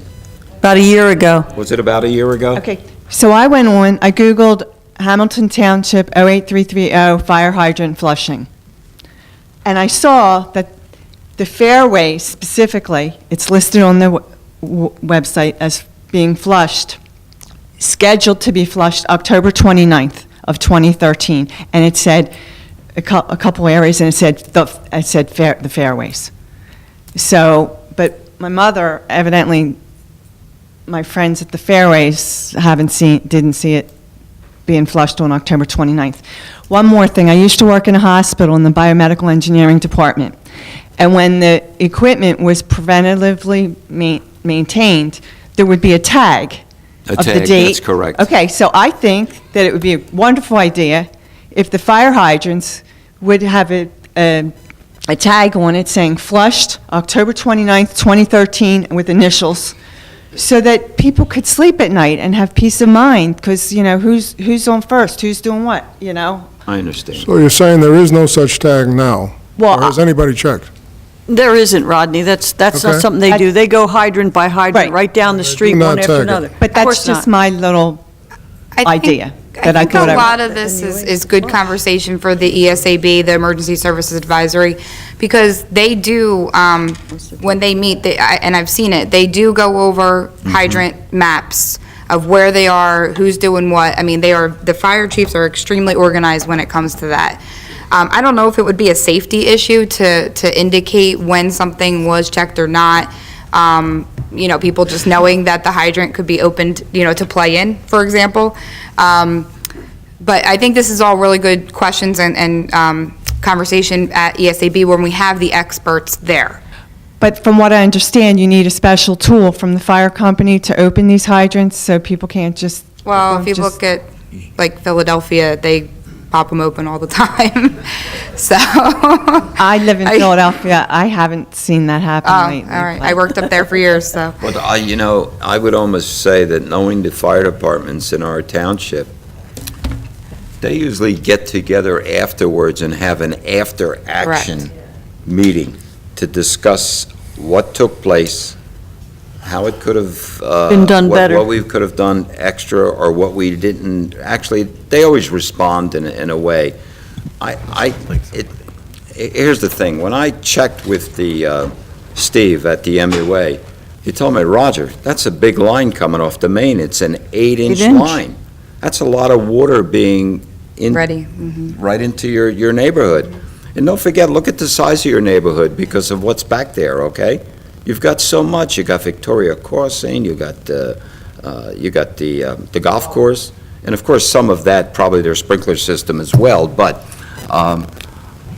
believe me, from what I say, that they're going to be examining everything they do, just as when they come back, they clean all their equipment. So there's a lot of work that's involved in this. I think Rodney said it before. He said, I think everybody learns from everything that happens. And, you always say, could I have been quicker? Could I have been safer? Could I have done things differently? They're trained. I mean, that's the training they go through. I saw the training that they go through up at the Canale Center when they're training for their fire, and what they have to study, and how much training they have to get before they can even man any part of that truck. So in order for us to find out what happened and what steps are going to be taken going forward to prevent... I think they'll happen quickly. Should we come back next month to hear? No, I think what'll happen, hopefully by the SAB meeting, there'll be more answers. I told you I'd be willing definitely to come out to your community center. Yeah. That would be To wonderful. always share with you what I know. Yeah, we Thank come out you. there often, pretty But- regularly, and I'm hoping Derek Harper and Charlie Pritchard are very responsible news reporters in the area, will also deliver the factual information once we have it. And I'd even bring Steve with us, the MUA director. You'd like him. He's very qualified, and he's well-spoken, and he knows what he's doing, so. Roger, you said about the 8-inch. The 8-inch is the water main going down Pebble. The water main in Cates Road and McKee is a 12-inch, so... Set off the main. Yeah, but it's the main feed coming down McKee and Cates is 12-inch, and then as you go into these developments, they're going in with 8-inch, which is adequate. Well, anyhow, look, did you want to say something, sir? Please. My name is Dominic Zambello. I'm one of the early settlers at the Fairways. And at the time we moved in, and shortly thereafter, there was talk in the community that we were supposed to get a pumping station expressly for the Fairways. Now, and then all of a sudden, you never heard any. Are the minutes of the planning board accessible to us? Absolutely. So that we can, I would think they are. they Yes. are, right? Aren't they on the website? No, No? it's too far back. Okay. I think if we go to the planning board meetings, we can get some idea, and whoever's investigating this should do that and see what the hell happened for that pumping station that we were supposed to get. Was it a sewer pumping station or water pumping? Water pumping. We can make some inquiries. We'll do that. Michael? Yeah. Please. I might say that there has been a study done on our fire station coverage, I'd say probably, maybe 4 or 5 years ago? 2008. There is a report on it, and it discusses the adequacy of what we have and coverage, et cetera. You may want to take a look at that also. I don't recall in that report, though, a recommendation for an additional Not in station. the fire study. Obviously, there's a lot. I mean, Rodney brought up something about transportation. Look how crowded our roads have become. We are the crossroads of Atlantic County. We've got Route 40, 322, the expressway, okay? Wrangell Barrow Road, everything dumps into our area, and you feel the impact of it also, coming up Cates? At Cates Road, you know that. Sometimes we've all felt it, so, but look, hopefully, we'll try to get as many answers as we can. We are not here to criticize the No, fire department. I agree. I don't think understand. you were. We don't take it that way. I'm a fireman and a rescue squad member for 14 years in Lambertville, New Jersey. Sure. Thank you for your service. Thank you. Thank you. We don't take it that way. We know it's all about doing good. And Peg, good to see you. Just a couple of things. Rodney, what was the date of that meeting? June 13th, and once again, I would encourage all of you to attend, and please let me know if you plan to attend. I pledge to get 25 people there, but it's very important in the township. I know. Listen, you made And the township What needs to be time? represented. Buying lunch. I'll have to find out. We have another planning meeting. Okay, and is it but on the? I will let you know. Is on the Building 1, New Jersey? Yeah, But building. that's the overall group. It's going to be held at ACIT, right? What is the website? Is it Building 1, New Jersey? There is a Building 1 New Jersey website, yes. Okay, and you're going to announce the time. Okay. I also read the article in the newspaper about Mrs. Dix being banned from Township Hall, which surprised me, because I think every time I've been in Township Hall, I've seen Mrs. Dix. So I inquired, and I highlighted in yellow all the days that Mrs. Dix has been in the township building. So I'm trying to figure out when the ban occurred. No answers? Okay. Then it made me inquire, what does unauthorized entrance, what does that mean? Badge violate unauthorized, what does that mean? Can anyone explain that to me, Mr. Jacobs? If it says going in the clerk's office, does that mean it was unauthorized? I've got several for the clerk's office. What is the HR room? Is that human resources? Probably. Unauthorized? Badge violate unauthorized? Supply closet? No one can answer that? So I'm trying to figure out when the ban occurred, that we're wasting taxpayers' dollars for a ban that doesn't seem to, this looks like that Mrs. Dix hasn't been banned. That's a pretty heavy load. I mean, that's more than I go into the schools. All right, no answers. Okay, thank you for your time. Thank you. Anyone else?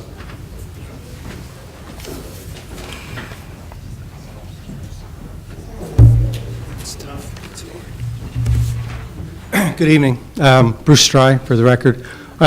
Just a couple of things, but one, on the waiving the workman's comp insurance when it comes to the hot dog stand.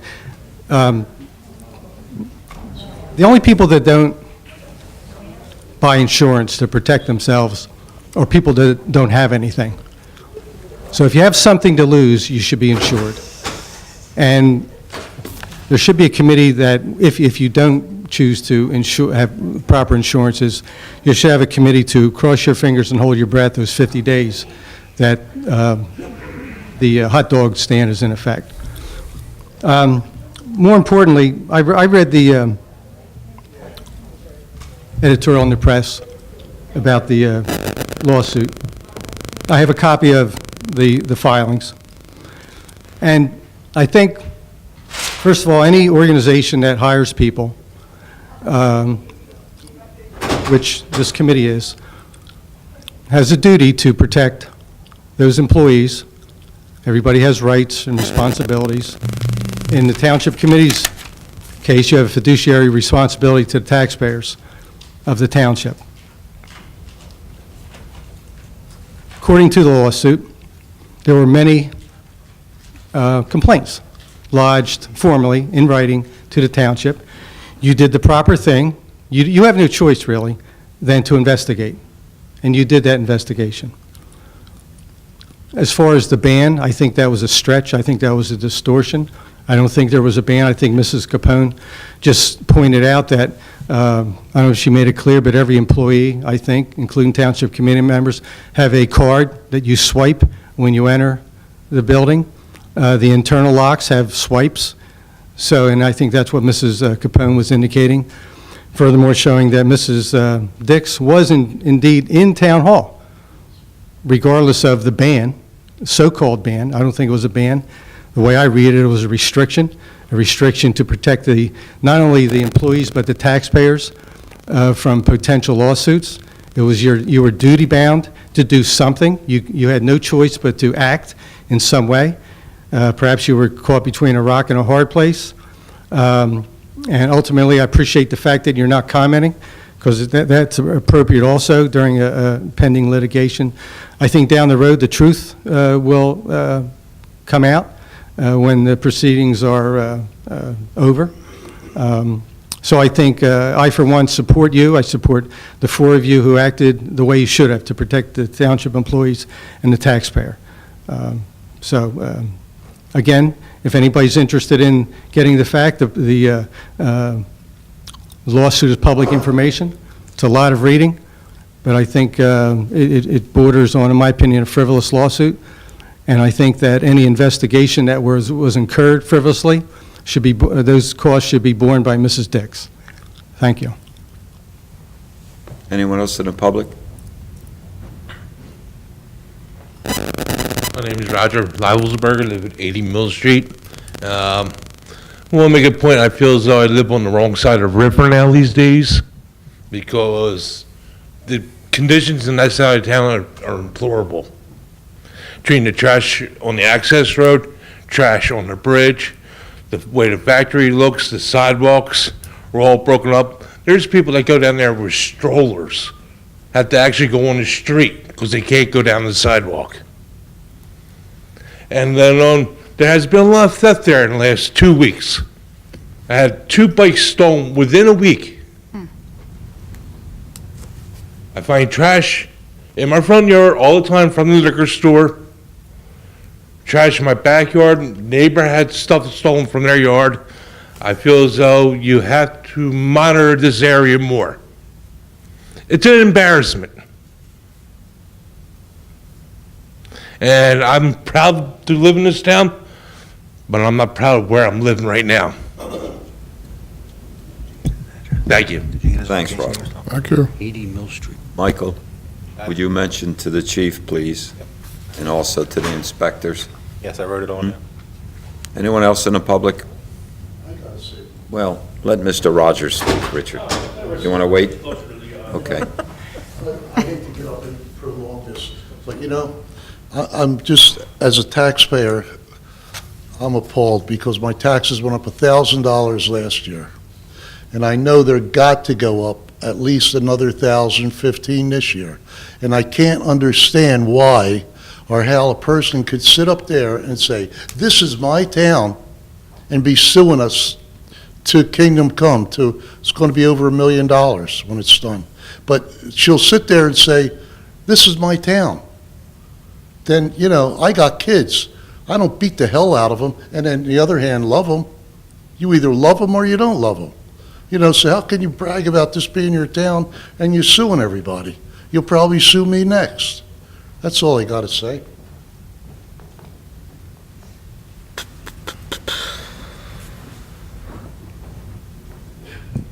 Harry Rogers, 1069 Morningside Drive.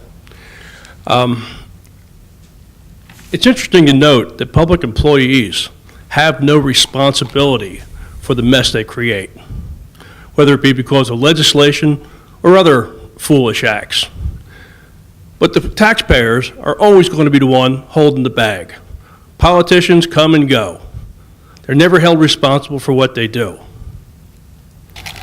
I'll tell you, I think this is one of the silliest darn things I've ever seen in my life, wasting my money.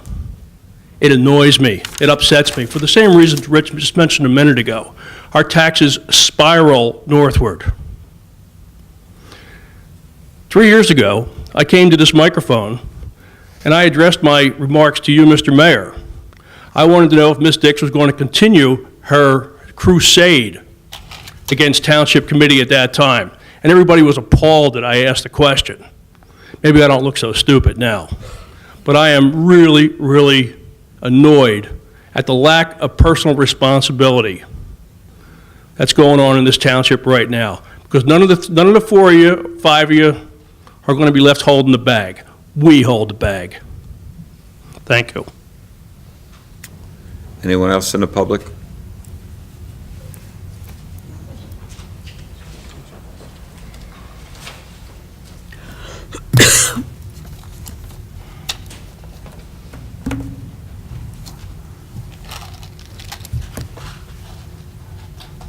My name's John Kurtz. I have a business here in town, county seat florist, and I'm president of the Mays Landing Merchants Association. And after a long night, I'm definitely going to make this short, guys. I hope to change the tone here a little bit and lighten things up, and it sounds like we need it.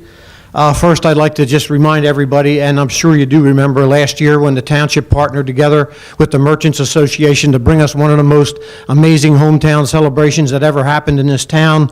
It was a great success. And from the comments we're hearing from residents and people, they were hoping that we would once again do a two-day event this year for Hometown. And in fact, after talking with township officials and discussing it within the Merchants Association, we're doing just that. However, this year, the Hometown celebration is going to be on June 28th and 29th, Saturday and Sunday.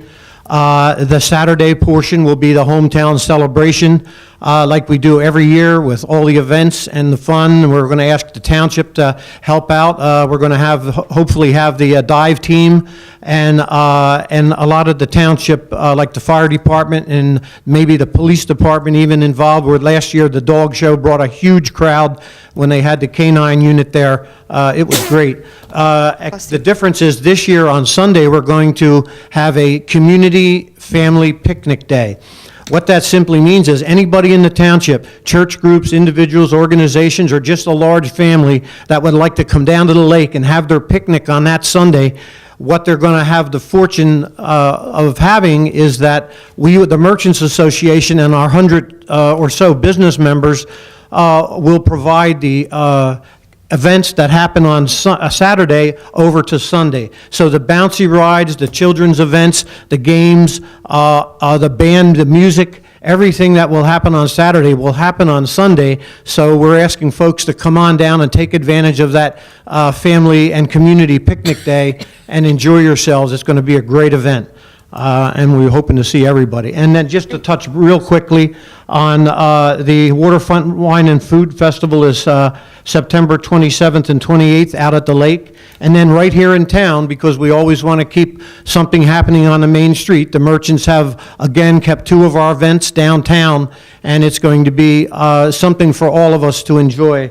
It's the Fall Festival, which is going to be on October 11th, and then Dickens of a Holiday, which is our Christmas event with the train ride for the kids on December 6th.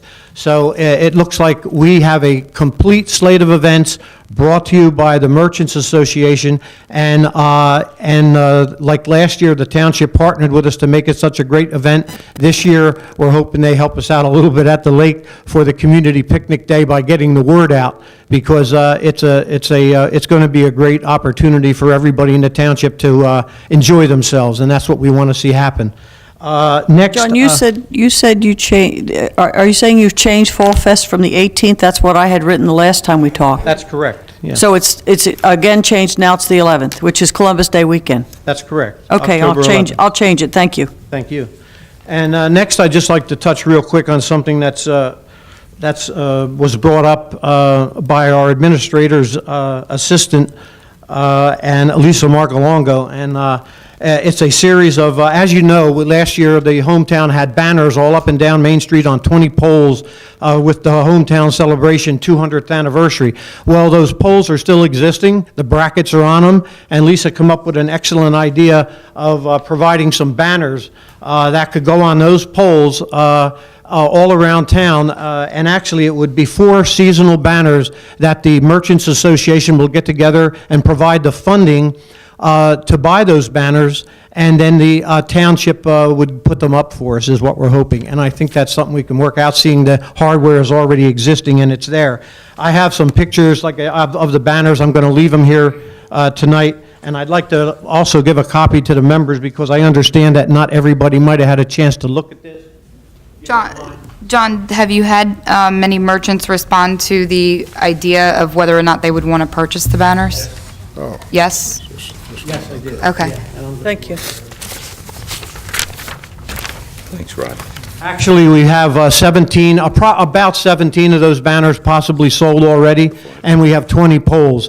But I think we'll have more interest in it than we will have poles. So it sounds really good. And the fact that for the money we're talking, I've been in business a long time, and I'm very in tune with advertising costs. About $350 to have 4 banners rotated through the seasons with and the township will supply them, will put them up, and the merchants will supply them, so there is no cost to the township as far as initial cost.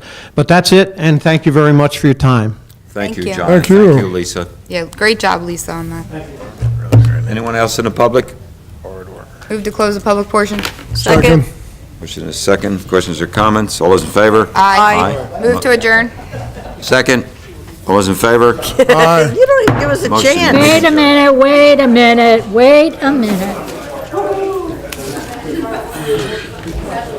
There's no executive, Joan. There When isn't did they any. cancel it?